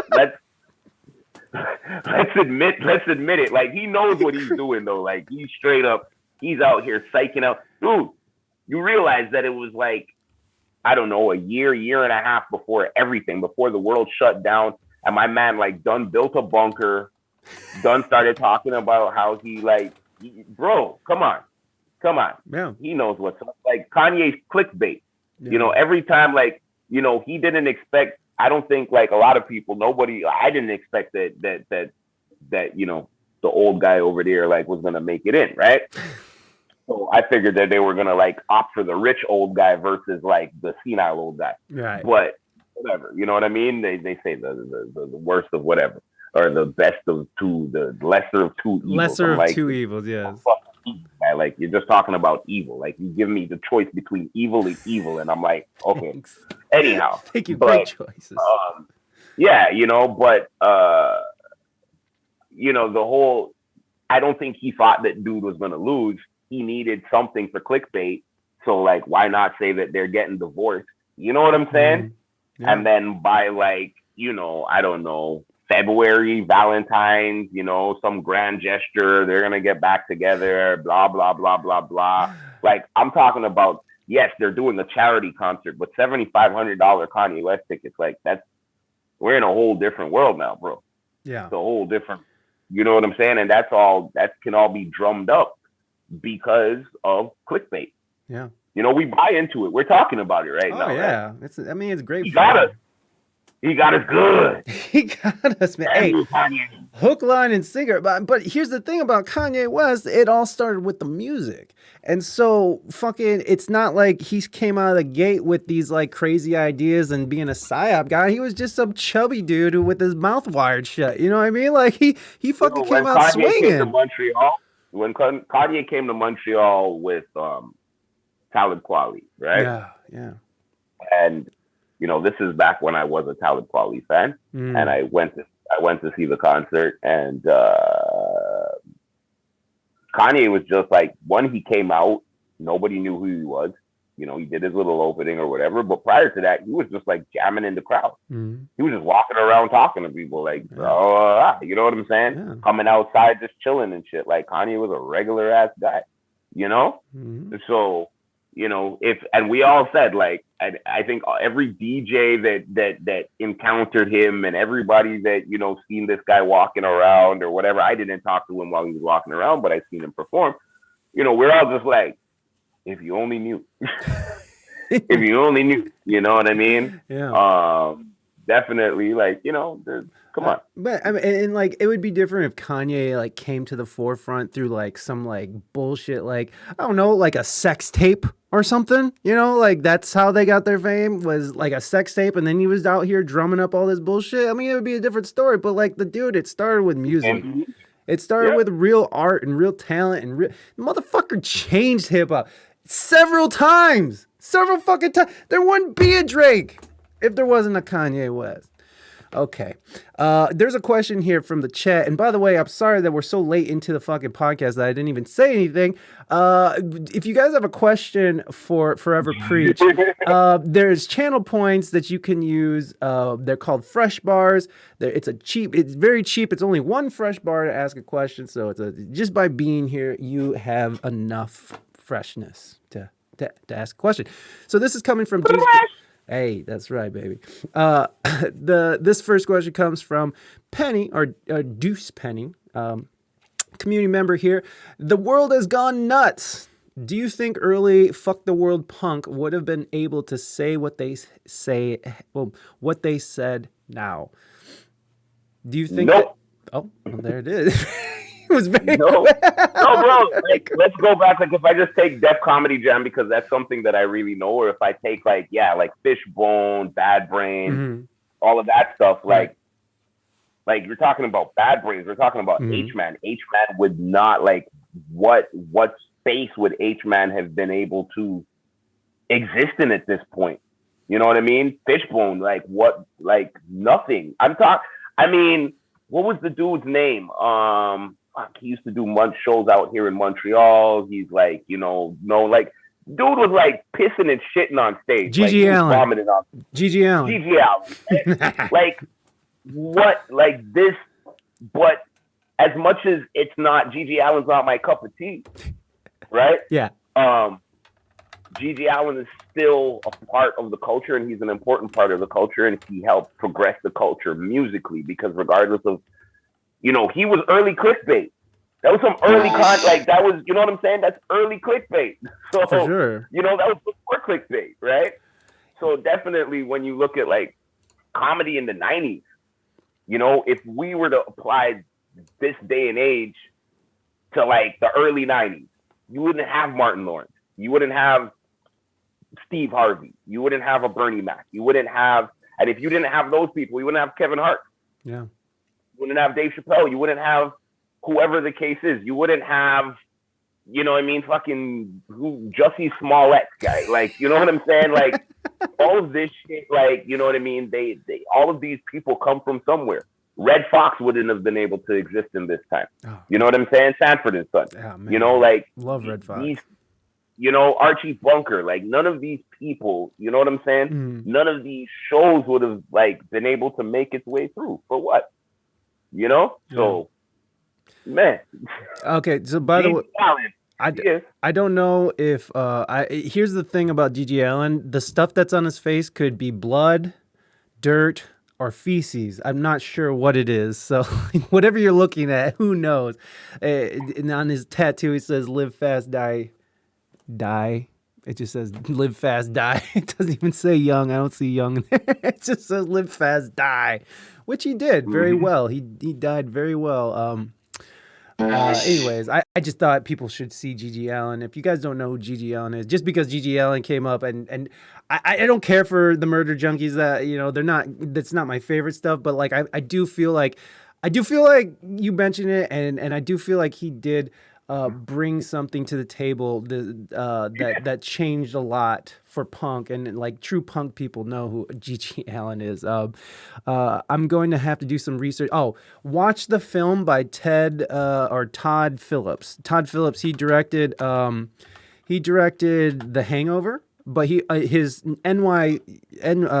was a film major at NYU, and he did a documentary on Gigi Allen for I don't know if it was a project or something, but it was definitely one of his first films that he ever did, and I can't remember what it's called. Hold on, I'm looking it up right now because this shit is amazing. Hated Gigi Allen and the Murder Junkies. Junkies. It's a 1993 documentary directed by Todd Phillips. It is insane. Like he's sticking like turkey basters up his ass. He's like, he takes the microphone and puts it in his mouth and he just goes like this, and it breaks his whole first row of teeth and never gets it fixed. Fuck no, why would he? He's a murder junkie. So yeah, he is quite a character. If you get sick real easy about this body fluid stuff, you're not gonna want to watch this. He's also a piece of shit. I will say he does just punch women whenever he feels like it stuff. So whatever. He's not the greatest human being in the world, but he definitely made an impact on punk in a very interesting way. Anyways, yeah, I tend to agree with you about none of these bands could really exist now, and it's not in the mainstream like it is now. I don't know. What's up, your favorite today? Like, I don't know where they would fit. Like, everything right now needs to be like super polished. It can be grimy, but you can't. There's certain things you. I mean, like you definitely. It definitely was funny. Didn't you find it interesting that? It's funny what makes mainstream and then what makes like popularity and what sells like on iTunes and stuff. Like a couple weeks ago, I don't know if you saw that, but there was in the top 10 iTunes and I think Amazon, there was some jaunty little tunes by the name of "Fuck Joe Biden" going on, and Uh-huh. the and people were buying these albums, and so like it's really No, I no, mean no. Let's go, Brandon. Let's yeah, go. let's You go, can't Brandon. say Thank you. that. Thank you. My Let's bad. go, Brandon. Thank you. Come They on. did it in Come a. on. My bad, everybody. My bad. It was "Let's Go, Brandon," which is one of my favorite phrases these days. But but it's interesting to see how what culture allows and pushes compared to what actually is what people want. Another great example is the Dave Chappelle, the latest special on Rotten Tomatoes. It has like 20%, Rotten Tomato, whatever. And then when it's like, when it's the people, when it's like, but the general audience is like 99% love. So it's really interesting how we have this dichotomy, right? That what people are actually doing and what people are supposed to be doing. Do you agree with that? Would you agree with that statement, or do you have your own idea on that? What with like how they'll tell you Yeah, that like because please go ahead. they'll tell you something sucks, and then when you look at it, like like how they're trying to convince everybody that I don't know. I think people sell what they want to sell, how they want to sell it. Mm, Right now, I guess like the great debate is like, do you love the Eternals or you don't? You know what I'm saying? If you go on Rotten Tomatoes, it's one thing. If you right. go on this, it's another thing. You know what I Hmm. mean? This is why I think just people being able to just hold on to their sense of what's true to them, man. That's all that matters. You Right. know, if it doesn't work for somebody, don't let it work for them. You know what I mean? But like, I don't know, are reviews really like the Siskel and Ebert? Like, did they ever really like do anything? Like, Right. was their critique ever really like worth a damn? Like, I don't know. You feel what I'm saying? Like, I Yeah. think that music is subjective. Some people like my stuff. Some people love it. Some people think I suck. Like, some people just think it's like, ugh. You know what I mean? I don't want to hear none of that. And that's that's okay. Right. Because I can't please everybody. You know. I guess what I was trying to say is like there's a difference between what people are actually into and like what's being sort of shoved down our throat. You know what I mean? Like Yeah. Yeah. and I that's think always the that like thing. Like independent music has always existed. It's just that it's just that it doesn't become independent once the mainstream sort of latches onto it. You went darker, but true punk was fully integrated and just hated the establishment. Out of the pit, we took care of each other. Yeah, and I agree with you there. Like punk, that culture it is very like people are very intimidated by it, but it is a very welcoming culture. I mean, as someone who has been in the pit, I know like because the first thing that happens, and if you've ever, I don't know if you've ever been in a mosh pit, but like the first thing that happens when you fall down is that there's like 10 people there to pick you up and make sure you're okay. And to make sure you're mhm. not getting trampled, and to make sure that you're hydrated, like, oh, do you need some water, or like it's a very welcoming culture, and but yeah, it's very anti-establishment, and I think that that's probably another reason why, and that's sort of connected to what I'm saying, whereas like this idea that that anti-establishment is not being promoted at all. In fact, let's all like fondle the balls of the establishment is like the mainstream view now, and that hasn't always been the case. I mean, when you look at punk movements, hip hop, all of these were fucking rejections of fucking of what we were being forced to deal with, and they were always pushed back with them coming to the mainstream as well, and it's always because they're speaking truth. Why did they try to silence? Why did they bring NWA? Why did they bring Ice-T in front of Congress and fucking berate them and belittle them in front of America because of the things they were saying? saying. It's because they fear what they're saying. And punk the same reason. Like, you know, fucking the Sex Pistols, they fucking they it was only the kids, and the only reason why this music became what it is because kids were like, fuck you, I won't do what you tell me. And they're gonna go and listen to this and rebel because that's just natural for kids to rebel against fucking the establishment and their parents and, you know, everything that they are just sort of forced to learn to grow up. So we are sort of being stuffed this idea that we have to be, you know, everybody, you fucking, if you're anti-vax, you're gone. If you're anti-mask, you're gone. If you're anti-this, you're gone. You know, like all these ideas are just sort of being pushed down our throat. And the idea of like fucking standing up for what you believe in and speaking against power and speaking truth to power have all gone by the wayside or gone underground. And it shows with people what they're buying. People don't really want this woke shit shoved down their throat because they are watching the Dave Chappelle fucking the special. Rotten Tomatoes is telling us that people care and they do want it. And fucking people are telling us, by the market is telling us that they fucking don't like Joe Biden, and so they're buying Let's Go Brandon and knocking that. So it's just, there is this movement that is getting sort of pushed underground that sort of, I fear that, because right now the idea of embracing what the establishment and fucking giving the establishment a big hug and being like, oh, it's okay, Joe Biden, we love him anyways, oh, he said that thing about black people, but hey, it's okay, or whatever the case may be. It's gone so far that we have to accept whatever garbage that comes with it. And I just have a huge problem with that. And that's a huge reason why I fucking talk this much shit as I do, because I don't understand this whole fucking let's bow down and kiss the ass of the establishment that's going on right now. Like, I don't understand it. That's not what I came from. I came from fucking fuck you, don't do it. I'm not doing what you tell me. I came from fucking Rage Against the Machine, motherfucker. You know, like that's where I come from.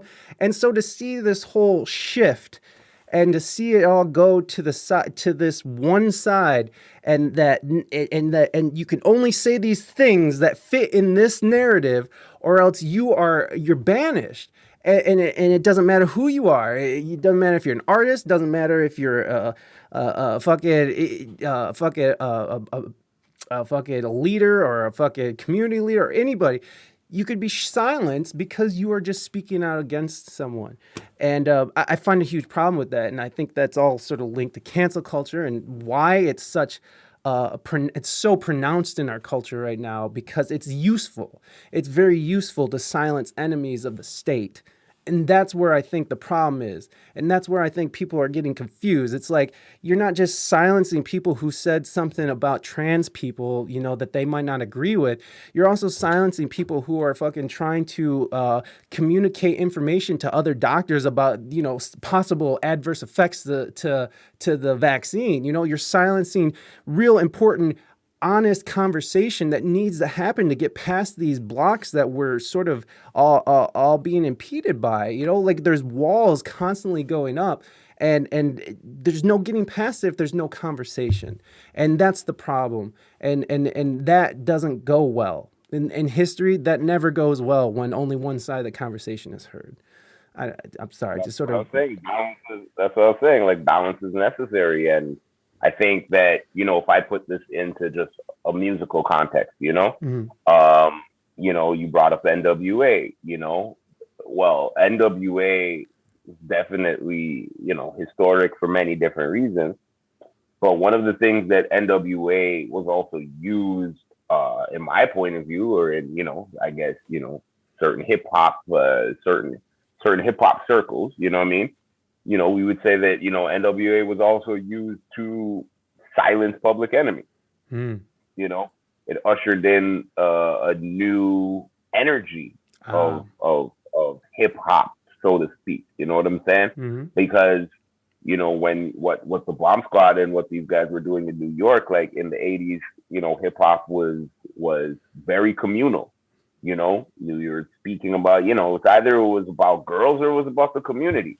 You know what I mean? It was about, you know, dancing or some shit like that, you know, and then gangster rap became a thing, you know, and the rebellion of arts and culture. Because let's face it, you know, parents in the suburbs have been trying to figure out how to silence rock and roll in suburbia for a very long time, or how to control it.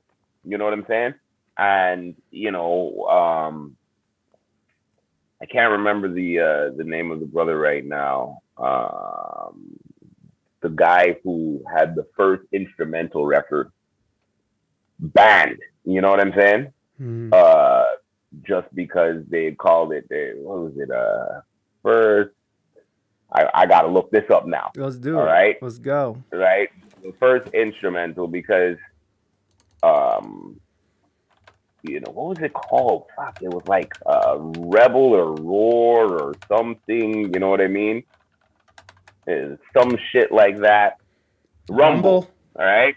Yeah, Rumble The by Link swag. Ray.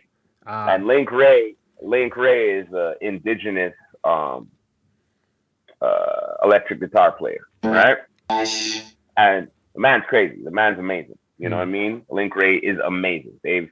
They uh, they made an amazing documentary about just, you know, um, the indigenous contribution to music on a whole, whether it's, you know, soul or rock and roll and all this other stuff. You know what I'm saying? Now, you know, this man's record there's no lyrics on it. It's just an instrumental. There's no lyrics on this shit. But because of the riff, he came up with that. He's the person that came up with I think it was like the distortion that comes from guitars or something like that. Yes. There's something, don't quote me on exactly what it is, but he's the pioneer of something that comes, you know, when it comes to I'm gonna demonetize this. I'm gonna demonetize this episode just because I want to hear. So here we go. Oh yeah. Dun, dun, dun. This was in Pulp Fiction as well. Which. Wow. Oh, here, we gotta hear that famous line.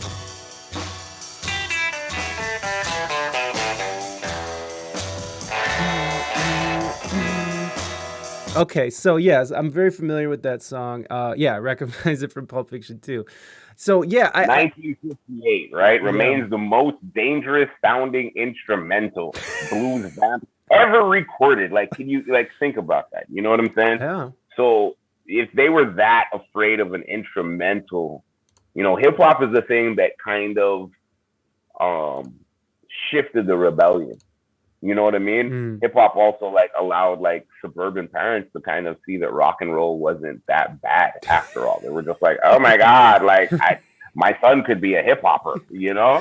What is it? What did he say? He's like, slapping the bitches and punching the hoes. Is that what he says?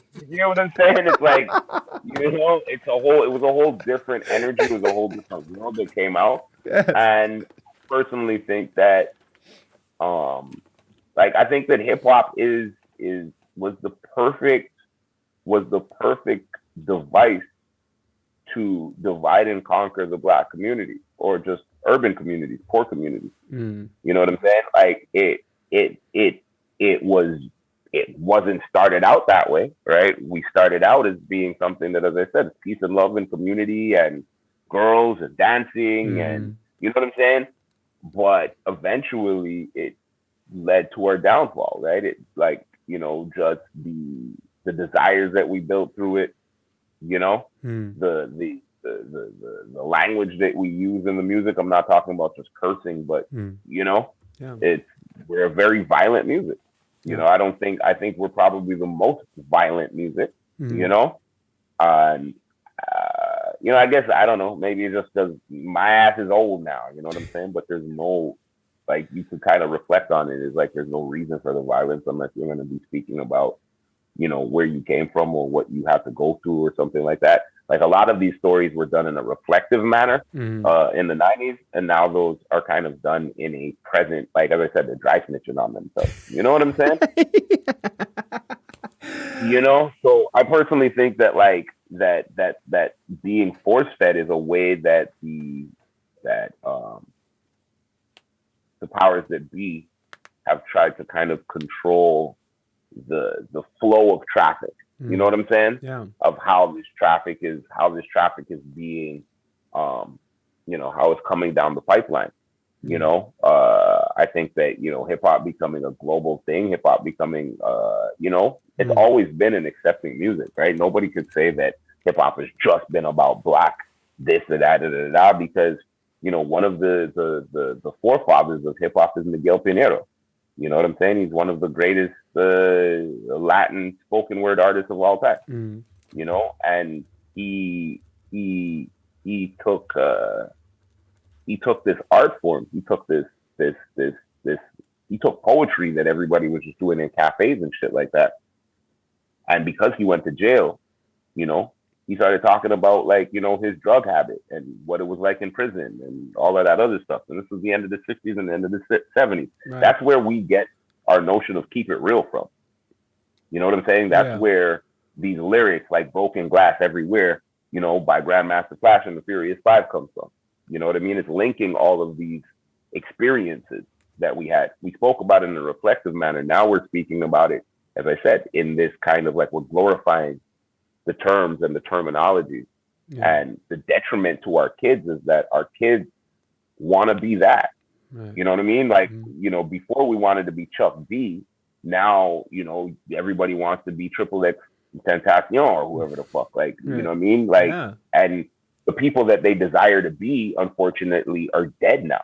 You know what I'm saying? The people that they revere, that they hold up, are gone. So when we think about, I may still have a problem with how Canada governs itself when it comes to hip hop culture, right? But being that I'm kind of further down the road, I do understand that, Toronto's always been a wild place. You know what I mean? But Toronto definitely got wilder through this Drake era. You know what I mean? When it was the mega city, it was one thing, but when it became the six and bodies started to get racked up on a weekend, and I'm not saying it's Drake's fault. You know what I'm saying? Yeah. Drake is not that guy. He's not a gangster. He's not a this. He's not a that. Certainly is not a gangster. That. But the energy of the music definitely changed in Toronto, and that's because the energy of the kids and the energy of the culture changed. Are you? So sometimes you kind of try to navigate or steer the pipeline just so that we don't lose our kids. Kind of, you know what I'm saying? Yeah, no, I do. And are you familiar with an author named Thomas Sowell at all? Yeah, that's my guy, man. I check him on Twitter every day. No, he's very interesting. He has a lot to say, sort of on this, where he sort of attributes to. And again, I in this moment, I do feel like I'm stepping outside of maybe my safe zone of what I should and shouldn't be talking about. But this, this is what Thomas Sowell is kind of proposing. And please correct me if you think I'm wrong. But he's saying that the violence that's within the community, within the Black community, can be in turn. Attributed to the art and rap and hip hop. Now I said that terribly, and he says it much cooler than me, and he has a way better approach than me. But and I'm not necessarily even agreeing with him. I'm just sort of repurposing what he said. Not repurposing, Jesus. I'm just sort of saying what he said, and I'm not even sure if I'm saying it right. So please, let's not say that it's it's specifically rap, but it's culture. You know what I mean? And there's a culture of aggression. There's a culture of, I don't know what you want to call it. You know what I'm saying? There's a culture of criminality that exists amongst the hip hop community. That, at this point, Busta Rhymes said it 10, 15 years ago. And when Busta made this statement, when Busta said, look, everything is going towards trap. If you're not talking about guns and blah, blah, blah, blah, blah, Ray Tay, get out the way. And when I seen Busta make that shift, because if you remember Busta's early music, it had nothing to do with, not Busta was just spitting. You know what I'm saying? It had nothing to do with him, you know, being a gunman or this or that or blah blah blah. Mm. But when Busta made that shift, I kind of like it was like the writings on the wall. You know what I mean? Like the writings on the wall when the OG, when the God is gonna be talking like that. You know what I'm saying? Yeah. So like our culture, like we have this culture around, and I guess like I kind of tie it into the notion that I don't want to blame wrestling, I don't want to blame movies, I don't want to blame whatever, Right. but like our culture is very cinematic. You know what I'm saying? Mm. Like black culture, hip hop culture, we do everything like, you know, fresher. Yeah. Everything gotta be cooler. We gotta put swag on our words. We gotta, you know what I'm saying? So it's very, you know, and I think that, you know, within that culture, you know, I don't know. That just once again use a generic word, but the energy, or you know what I mean, what happens within that culture. You know what I mean? What has been embedded within the culture. You know, of you know, we went from like it being all about Bruce Lee and Wu Tang and whatever. Oh, you see that shit just came up like right, like what was that synergy, bro? Like Hey. sinner fuck. I didn't even know that was coming up. I didn't even know that shit was coming up. But like we went from like, you know what I mean, Bruce Lee and Shaolin and Wu Tang and all of this other good stuff, right? Uh, To, you know, now it's I mean, yes, Scarface and you know what I mean, let's like maybe Thomas Oil, like we need to have a conversation about like what Scarface did to like the culture. mm. You know what I'm saying? Because Scarface became a big thing within the culture. Mafia movies. I remember I was in high school, like Yeah. I was 13, 14. I was just obsessed with like mafia movies and everything was, you know what I'm saying? Like Yeah. we have this what's the word that I'm looking for? This fixation, you know what I'm saying? Mm. On everything being like, you know, if you're not hard, if you're not this, if you're not selling, if you're not trapping, if you don't got like, if you don't call them hoes, if you call them women, if you say, oh, I got a lady friend coming over, it's like, what's wrong with you, dog? Like, you don't got no bitches? Like, what you talking about? You know what I'm saying? Mm. It's everything has to be amped up, and I don't want to say that you know the culture is disrespectful, but disrespect goes a long way in the culture. You know what I mean? It definitely goes a long way in the culture. So, you know, I see one of the reasons why I didn't want to, you know, I was on this journey of like, where am I going to go with entertainment? And during this journey, I was like, well, do I want to be an actor? Do I want to get in the theater? Do I want to whatever? And I started realizing that when it comes to acting, right? When it comes to being successful in film and even just being successful as a musician. And I want like I hope that my, you know, any artist that's listening to me like can understand what I say when I say this, all right? If you want to market anything, understand that fair is the number one sales whatever, right? Fear sells more than anything on this planet. Everything is about fear. You know what I'm saying? That's why security companies, that's why insurance, that's why banks, that's why the police, that's why whatever the case is are so, you know, they will stay in business. The army's gonna stay in business.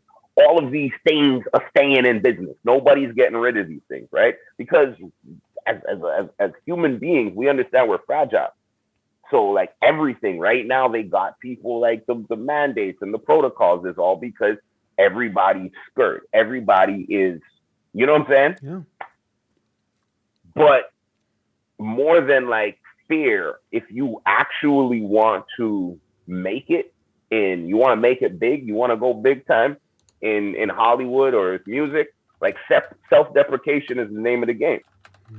You know what I mean? And the more self-deprecating you are willing to be, is the more of a red carpet they'll roll out for you. You know what I'm saying? So, you know, if you're overweight and you're trying to be, and I'm not saying this like, do not get me wrong, right? But I'm saying like, you know, if you happen to be the overweight black guy and you're looking to be like a real serious actor, you know what I'm saying? Like, unfortunately, it might be like, good luck to you, because they're looking for you to be the brunt of the joke. They want to use you in the movie where they can, you know, speak about your weight to their benefit, where they can speak about your whatever the case is, you know? Sometimes I see people that like actually get casted in some of these roles, like, you know, like they're talking about like the ugly girl is like, oh my God, I can't date her because she's ugly. And then you actually see a woman that's representing the ugly girl. And I'm like, why would you do that to yourself? Like, why would you take that role? Yeah. You know, it's like Master of None, right? Where the Indian cat, where he did the whole episode on just like, you know, if you're an Indian actor and you don't do the Indian accent, you're not getting anywhere. Right. You feel what I'm saying? So it's like when you're black and you're trying to get into TV, if you're not willing to be a gangster, a pimp, or some shit like that, like the door's not like cracking open to you that quickly. You see what I'm saying? So self-deprecation has been the name of the game. You know, if you were willing to like, if you're fine with making a fool of yourself, if you are fine with allowing other people to make a fool out of you, then yeah, there might be a space for you, and there might be a space for you to now take on more serious roles later down the, you know what I mean? Later down in your career, once you've gone through or you've swallowed enough shit during your tour of self-deprecation.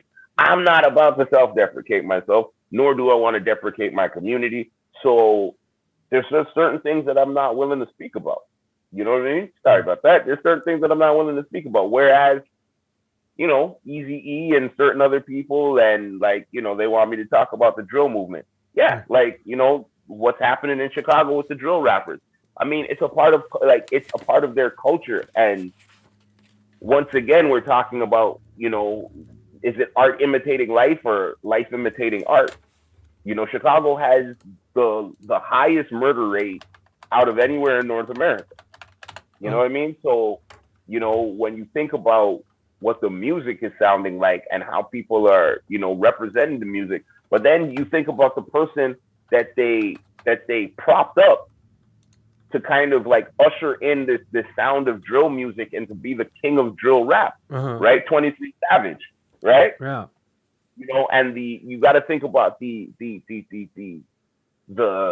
effect that 23 Savage has on these kids, right? The effect that drill has on the culture, right?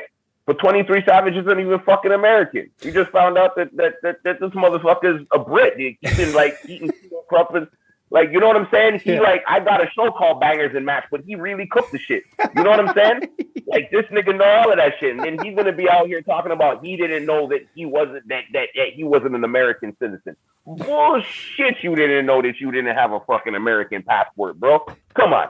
Or like, who looks stupid? You see what I'm saying? But America, like they once they're done with your tour of self-deprecation, they are going to kick you to the curb. Like, our kids need to understand it. You see what I'm saying? Yeah. So a lot of people have been kicked to the curb, just like 23 Savage. Now they're kind of hanging them out to dry. Like, oh, okay, cool. We're going to deport you. Bye. Peace, bro. You know what I mean? Like right now, like Fetty Wap's whole label is trying to come out and talk about, well, you ain't trap. You're not an OG. You're not a gangster. You're not a this. But you guys made money off of Trap Queen. You made money off of him saying whatever he wanted to say. So these are the things that we have to be, you know what I mean? Like we have to be careful with. We have to be very wary with when it comes down to, you know, how they're using our culture. Yeah. You know, and how they decide to like what they implant within our culture to progress their narrative. You know what I mean? They all have a goal at the end of the day. Nobody's going to give you something because they like you. Nobody's gonna give you something because like not outside of your mama or your daddy or whoever, your woman, right? Like ain't nobody out here giving you something for nothing. Just because you're a good looking guy, just because you got talent, just because there's a million other people that got talent.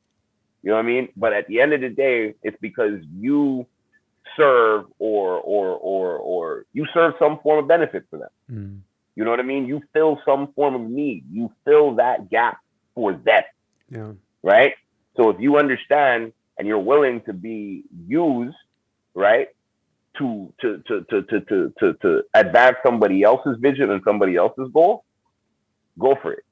You know? It's never necessarily been my thing. I don't think it's like people like Kanye's thing. You know what I mean? Like, you know, you gotta be sometimes being stubborn will save your life. And that was some advice that we got from a doctor.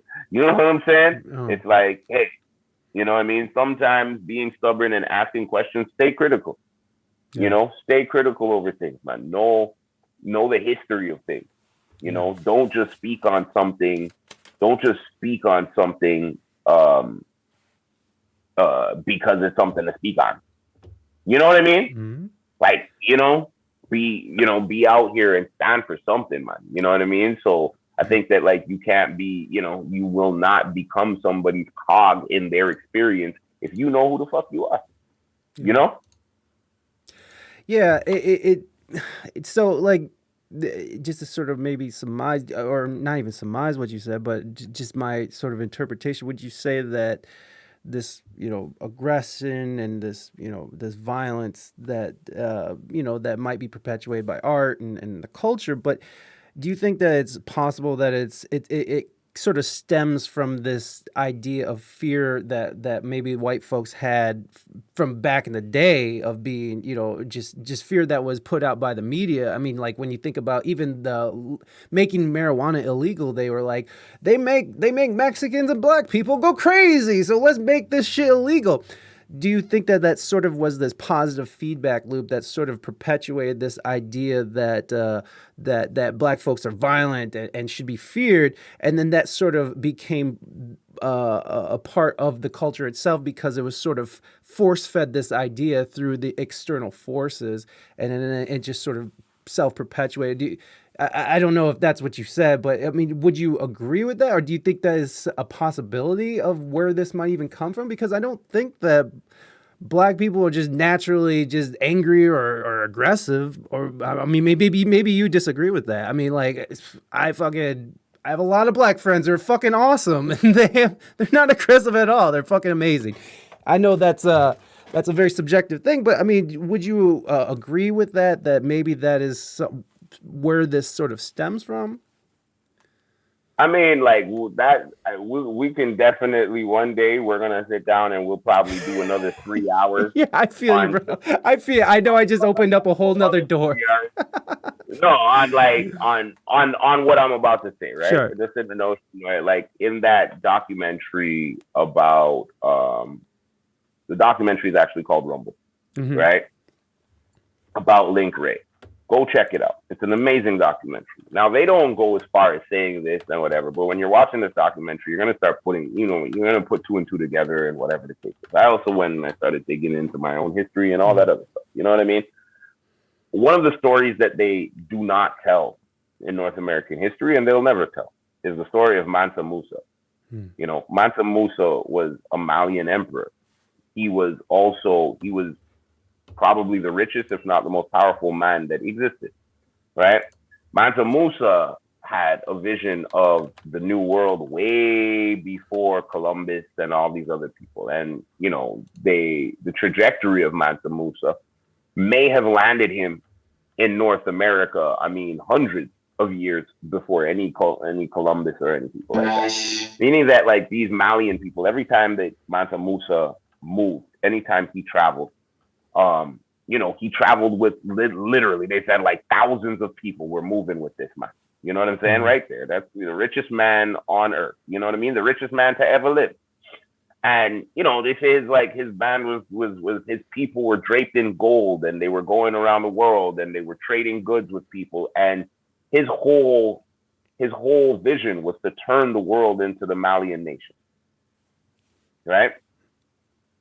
So when they would like go to Spain or China, they would leave Malian people there and they would bring back Chinese people, or they were trading people, they were trading goods, they were trading all kinds of stuff, right?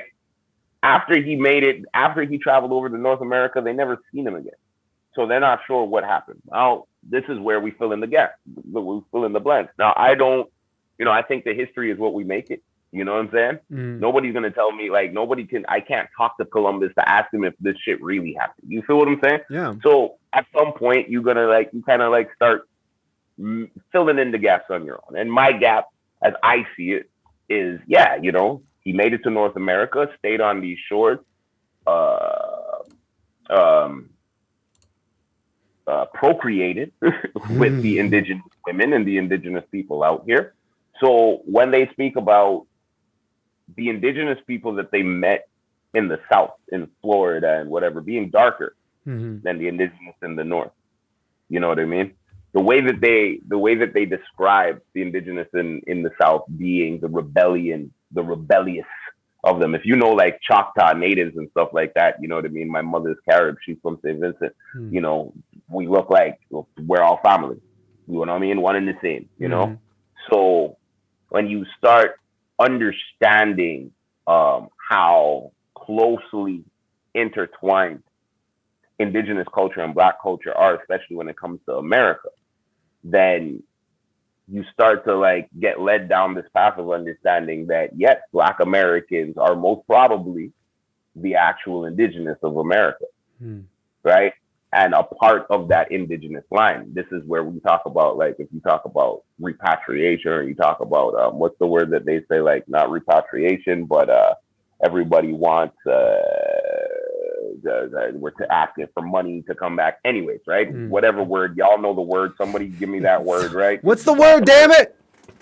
People looking for, you know what I'm saying? Exactly. Anyhow, right? Somebody smarter than me that knows all that shit, right? But yeah, you know, you talk about the reparations, right? So if we're talking about reparations and how reparations work, well, like Canada has figured out some form of reparations for the indigenous out here, right? When it comes down to land, when it comes down to, you know, tax breaks, when it comes down to government funds and all this other stuff, right? If you were to actually do that if you were to include Black Americans, Black Canadians into that bunch of reparations, right? Man, the country's going broke because then they're gonna have to pay everybody. You know what I'm saying? Yeah. If the indigenous people in the North, you know, gathered up with the white folks in the North to control or to, you know, to run the Southern indigenous, the darker indigenous out of America and into the Caribbean or whatever the case is. Well, for those that you didn't run out, you're going to have to figure out how to control them somewhere. You know what I'm saying? So here's where prison, here's where whatever. And if all of those things don't work because Black Wall Street became a thing, Martin Luther King became a thing, Malcolm X became a thing, Muhammad Ali became, like, I mean, Black success became a thing. So if all of this doesn't work, well, then what else is going to work? You know what I'm saying? Like, culture for some reason really resonated in the Black, like when I say pop culture really resonates in the Black culture. And I think it's one of the easiest things to use versus trying to get us all strung out on drugs or alcohol or whatever, because they know that we're not going to do that. But you can get to the children. You know what I'm saying? You can get to the children through this energy, through these vibrations that we need to really start controlling. Yeah. You know what I mean? We need to really start. I don't want to say, like, if we don't control it, the government's going to control it. You know, so we need to start, like, really thinking about what our children are listening to and why they're listening to it. It's cool for adults to be listening to certain things, but, you know, at this point, if the music if we're not talking about, like, real creative license, like, you know, hip hop's not a movie. You know what I mean? We're not in the 80s anymore where people are just talking in a movie-esque fashion. So if I start talking about guns and all this other stuff, people are going to take it serious. Like, that's my life, you know? But we all tend to, like, blame, you know, we blame the artists, we blame all these other things, but we don't blame the money. We don't blame the label. We don't blame, you know what I mean, the culture and the people who are purveying the culture. And let's face it, it's not, for the longest time, it wasn't Black money that was producing Black albums or Black films. You know what I mean? So, you know, I don't think it was, because John Singleton did Boys in the Hood, but I think it was some white dude that did Menace to Society and did a lot of those other, like, you know what I mean, hip hop films that depicted the culture in this manner, you know? So all of that just to say that I think that these things are used as, whether you want to call them red pills, blue pills, or whatever. I think, like, hip hop is the ultimate heroin. You know what I mean? Because you can pay a kid to, I mean, especially here in Canada, we don't understand, and I say this with all due respect, but we don't understand American poverty. We don't understand the level of poverty in America, or when poverty hits somebody in America, how poverty hits, because you can be like as poor as you are in Canada, you still have access to free education, free healthcare, blee blee blah blah blah. You know what I mean? Yeah. Fucking beer at the corner like costs 69 cents if you find like the right can. You know what I'm saying? So it's like, you know what I mean? Yeah. Piff is like, you know what? Like, I mean, literally, like, you know, you get an ounce of piff out here for like $80, $100, bro. Like, Damn. you know, piff in Boston is like, it's like 5 times that. You know what I'm saying? Mm-hmm.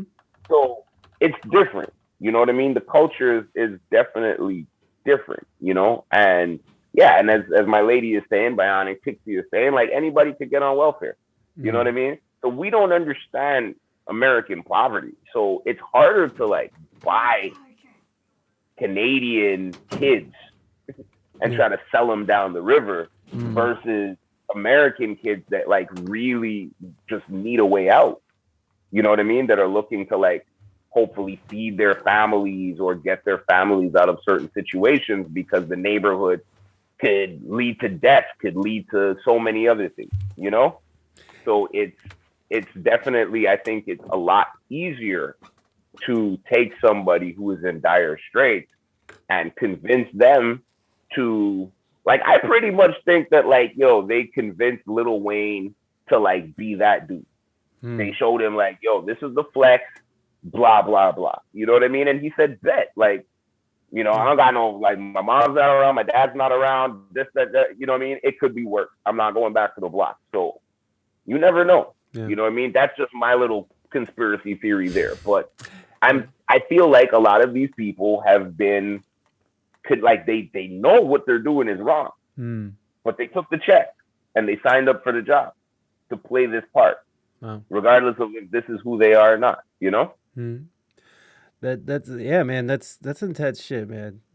That's really intense. But I don't disagree with you, man. And like it is such a shame that this country, you know, there is this idea that the downtrodden create the best art, right? Like the people who suffer the most create like the best art, and I don't know if it's a necessary thing to have in this country. As much as we want to say we're number one and we're all this and that, and we're fucking this powerhouse country, we still let our people fucking sleep in the streets or sleep under underpasses and yeah, man, that's one thing I don't understand either. And I mean, even though we're surrounded by it, you know, like here, even in the city I live in, it's not a very big city, but there's a good homeless population here. It's someone who works with them, and I get to see them, you know, regularly. And it's just it's not a huge population, and there's a lot of good organizations here that are doing amazing work actually to reduce that in a very positive way. Especially when you look at like cities like Los Angeles, who are experiencing such a horrible, like, I mean, I think they said something like 500,000 people are now homeless. Like, and like, I was just out west not too long ago, and there's tents under overpasses. I mean, it's a damn shame, man. It really is. And this idea that you know, taking care of the homeless and social welfare and like handouts and stuff is some kind of detriment to people. It's like, no, that's not a detriment to people. We're actually helping people and like doing it in the right way. I mean, it doesn't have to be just writing checks. It's like, let's fucking invest in let's invest in South Chicago. Let's fucking make sure that these schools are up to par and they have the materials they need and they have the resources they need to not have potholes and not have burnt down buildings in their neighborhood. You know, like being able to clean up blight and create a sense of pride. I mean, this shit ain't gonna happen overnight. But in a generation, think of what's possible. If in a generation we can convince a bunch of fucking young people to just, you know, to go all in on this woke movement and to shame their parents and you know, shame anybody that disagrees with them, and to the point where we're like, you know, it's dictating policy, then in 10 years, imagine what we could do if we actually invested in communities and made it something more and gave people a sense of pride of where they're from. Because I came up in the ghetto. There was no fucking, I mean, there was pride. There was like block pride and shit, whatever. But there was no like, the neighborhood was always black. And that neighborhood is still shit, by the way. That fucking neighborhood is still garbage for more than 20 years now. No one's done shit over there. There's no pride in that. How can you feel like you have, how can you fucking pull up your bootstraps if you ain't got no fucking boots, man? You know? Exactly. You know? So I don't get it either. And it's one of those things that's just such an embarrassment of this country. Is like, if we go around claiming we're the most wealthiest, which we are not, by the way, anymore. China has surpassed us in wealth. So, yay. Yeah, I mean, we want to walk around with our dick out all the time. It's like, let's be honest here. We don't care about the people here. We don't give a fuck. It's America Inc., bitch. It's like, get in line, take a ticket. We don't care. And that's the saddest part about all of what America is becoming. I've taken so much of your time, man. I know I said like 2 hours, but like it fucking, we went on.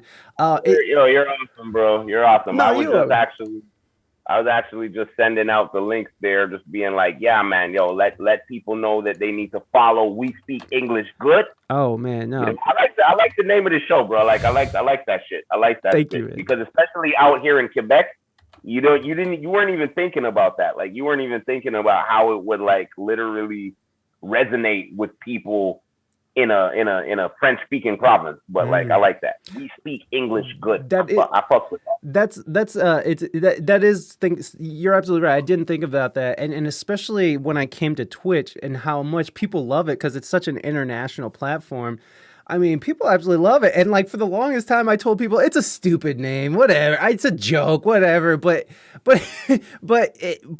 as it's come to be, and as the show has evolved, and I've been doing this show now. Oh shit, Don, you're still here. I don't mean to cut you off, man. Like, no, Don, Don Smooth, man, Don Smooth. We need to get Don Smooth on this motherfucker. I bet he has a lot to say. You really need to get Don on, like, behind that suit. And Don had an amazing conversation. Oh, I missed that shit. So we got a request for us to play at least a song by you. And I know you're not set up for performance, so why don't we play a tune? Let's play Woke, since we went right in on Woke, and then let's and that will be us out. So everybody enjoy Woke, and enjoy. Let me see. Enjoy.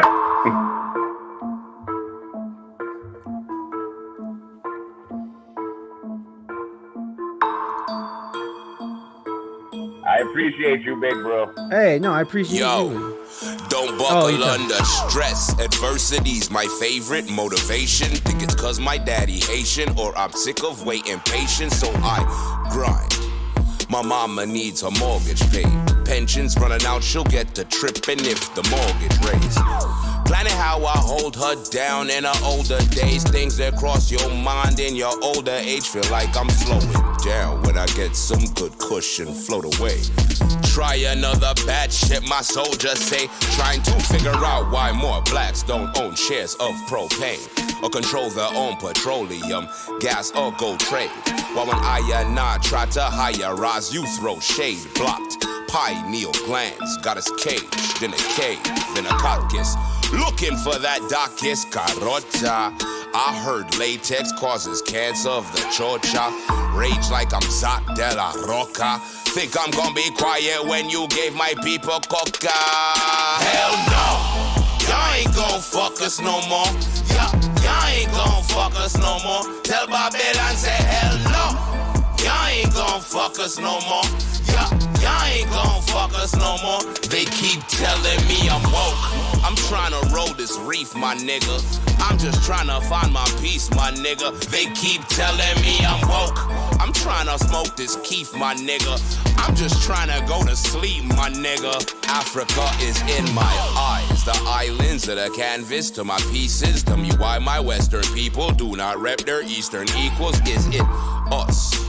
or we harvesting the evils. Cause I don't recognize me when I see you. See, boo, they've been trying to figure out our power for a while. How they planted us in asphalt and we flowered with a smile. Erstwhile our domicile inspired freestyle. That's why they don't want you smoking marijuana. Ganja represents information, tata hancha. Why ain't wheatgrass, chlorophyll, and spirulina sponsor? They got us sleeping wide awake and still unconscious. That's why I go now to Kabaka and some chronics. Yo, they love to lock us up for the cocoa. COINTELPRO still embedded in the popo. Tryna outrun time. Cause they gon' kunta into you, my nigga, till you out your mind. Hell no, y'all ain't gon' fuck us no more. Y'all ain't gon' fuck us no more. Tell Babylon say hell no, y'all ain't gon' fuck us no more. Y'all ain't gon' fuck us no more. They keep telling me I'm woke. I'm tryna roll this reef, my nigga. I'm just tryna find my peace, my nigga. They keep telling me I'm woke. I'm tryna smoke this keef, my nigga. I'm just tryna go to sleep, my nigga.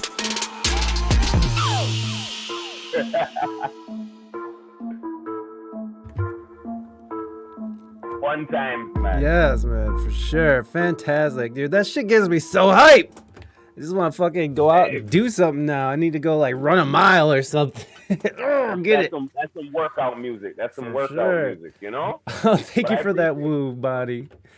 I appreciate you. Yo, I've been seeing, so like, I'm like a bona fide wrestling fan, and I was off Twitch for like 6 months when the twins came. I just came back like in November. Oh, okay. And like about a week ago, 2 weeks ago, I found these two pages that's like all they do is play like old school. Like, I mean, they're like basically at the end of the 90s, WWE, WCW. Yeah. Dude, I've been seeing that Ric Flair woo like every day. Like, I'm hearing Ric Flair in my head. I'm like, yo, yeah, man. Anybody got any wrestling Twitches out there? Any wrestling? Yo, holla at your boy. We gonna talk some wrestling. I love you, man. Yeah, man. No, that's MMA. Never mind. No, I'm with you, man. That whole era, that was like such a golden age of wrestling. Like that was like NWA and you know, like when Hollywood Hulk Hogan. You remember that shit when Hollywood Hulk Hogan went bad? He turned into a bad. He was a bad man. He was a bad man, just like I was a bad man. That's like IG says I'm a bad man, because for some reason, if you decide to put up a story with your boy, right, IG is gonna spank you. IG's gonna spank you like you've been a dirty little boy, like you've been peeping over at your neighbors, like you need a spanking. So it's like, you know, I apologize for everybody that went and tried to share a story that disappeared or got reprimanded, got a little bit of like guideline. It's not the first time. You're not the first person to go and share something that I've said and has been flagged. So my lady, Bionic Pixie, was just like, you know, we got kids on the way. So we got to be careful with our words right now, because the RCMP, which is our FBI, has actually been showing up at people's doors talking about what you say about the COVID, what you out here saying about the prime minister. You don't like the prime minister. How can't you like the rock? He's a rock star. You know what I'm saying? Yeah. He should be in like, that nigga's a soap opera motherfucker. Like, he's too good looking. He's too pretty. He is too pretty to be a leader. Get out of here, Trudeau. We need some ugly ass motherfucker in there, so we can get behind and hating.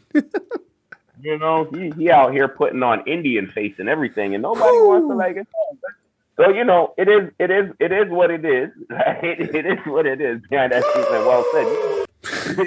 It is what it is, but yeah, man, love to everybody that's just been rocking out, man, and you know, now that I'm back, I am very appreciative of people like yourself, who you know, decided to hit your boy up. And before we go, I've been gushing about it on my show, but now I get to gush about it on your show. I met you because I decided to, like, you know, do my little Twitch research, and I was up one morning just checking out my suggestions, and it was suggested to me to like find my way over to Reina Mystique's page And I found my way over to that page and I sat there in awe. She probably thought that I was just like tripping in the chat. She was like, who is this person just like out here, just blah, blah, like, okay, whatever. You just trying to get people to your page. But no, for real. Because like what I do, as I said, like I represent a crew called Kalmunity. We are Canada's largest and longest running improv collective, hip hop, jazz, all that other good stuff. But when I seen her, I was like, yo, like her vibe seems like it reminds me of what we do. But then to see original art, you know what I mean, coming alive, like out here and doing its thing. And me as an artist, you know, I get in my head a lot. You know, even though I've been doing this for years, even though I've done, you know, I've performed at all of the major festivals in Montreal and some across Canada and some in the East Coast and whatever, 20,000 people, all this other shit, blah, blah, blah, blah. I still gets all up in my head when it comes down to like putting out my art, putting out my craft, putting out my creativity. And some days you just need like a little inspiration, man. So, yo, big up Reina for, yo, Mr. Roboto. Yo, you know what I mean? Well, I appreciate them. Mr. Roboto, I appreciate you. Thank you. And like, I played that on my radio show the other day, but I'm going to be pulling it up and making sure that, you know what I mean, the world knows about. I told Mike, I don't know if I could call him Mr. Mystique, but you know what I mean? That's what you labeled as in my head, man. You are Mike Mystique. And, wonderful. You know, wonderful. She is Mrs. We Speak English Good. That's and right. I appreciate y'all.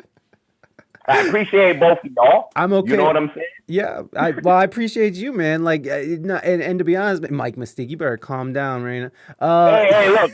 We are in a gender neutral world, all right? Like, I mean, like, you know, out here in Quebec, you can't even, like, your wife can't even carry your last name.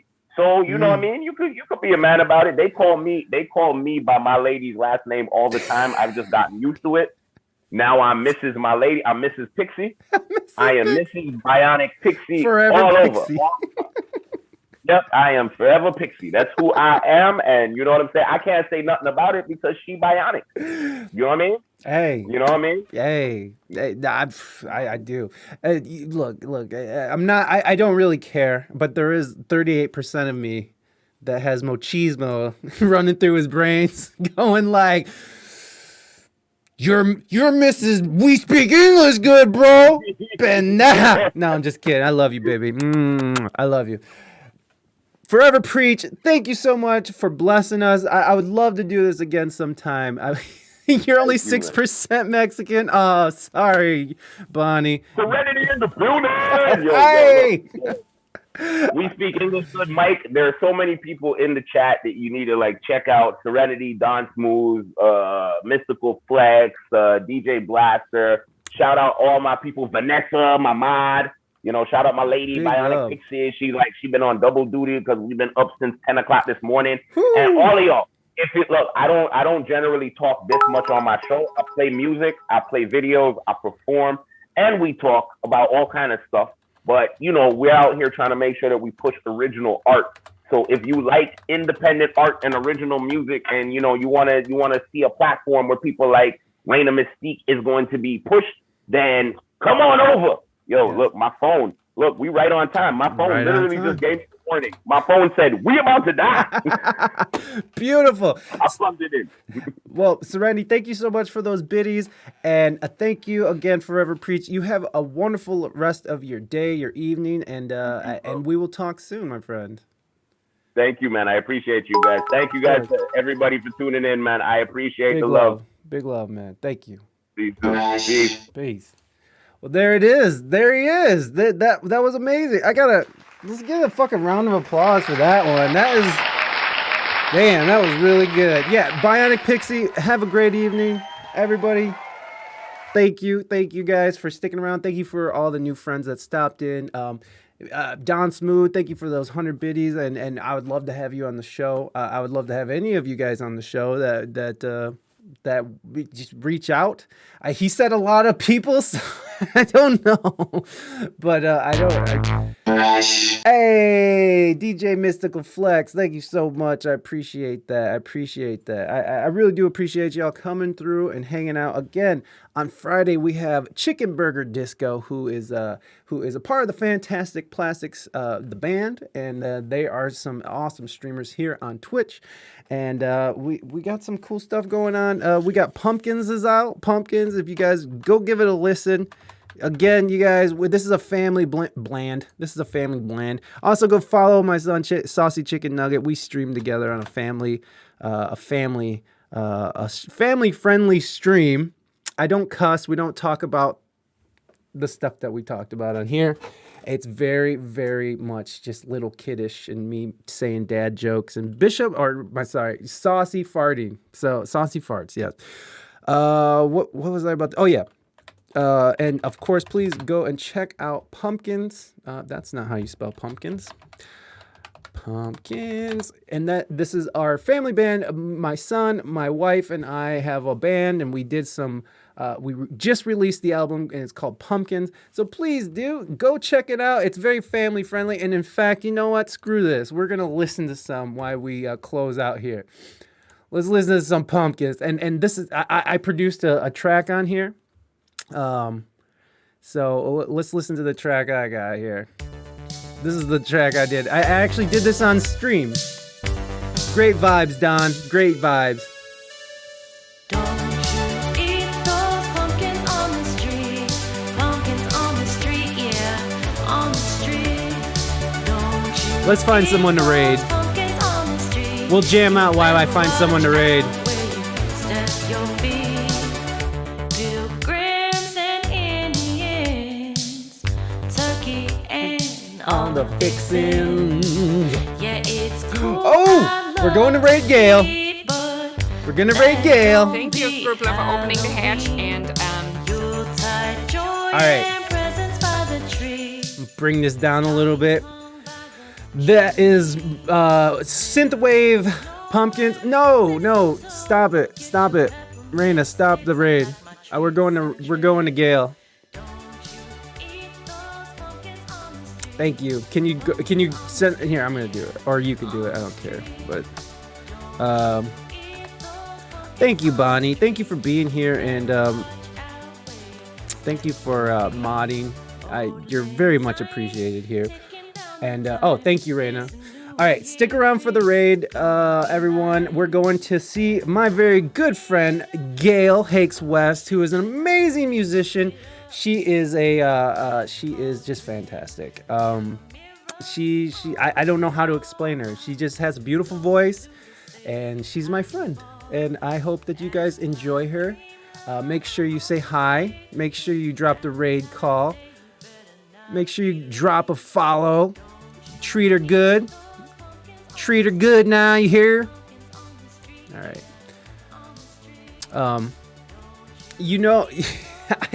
Of course, your favorite today. Thank you for being here. Thank you for everyone who came over. Thank you to the Vibe Tribe for migrating on over here. Another 3 hours with gloves off would be cool. I don't know. There has to be at least one glove on, Petty. maybe some latex gloves. So I basically gotta wait for the raid to go through because Reina did it. There's no way of just raiding over, so we gotta wait. So bye.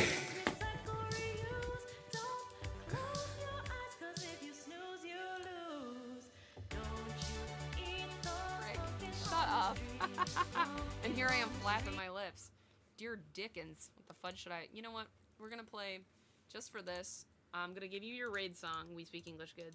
Thank you so much for your raid. Holy smokes, we speak English good, everybody. He is just a wonderful being. Thank you so much for giving some shout outs here. Wonderful mods. Look at you guys go. It's right there, baby. First time chatters, deuce pennies. They've got 2 pennies here. I'll play you a song. And then, my favorite show today. That would be We Speak English Good's show. So that's perfect. I can never make it because of work, which is a sad day. But you guys are obviously here and came in from a great company because I love Mikey. He is near and dear to my heart, as is his wifey Reina, and it's wonderful to have you here. So yeah, here we go. Enjoy the ride. Enjoy the ride.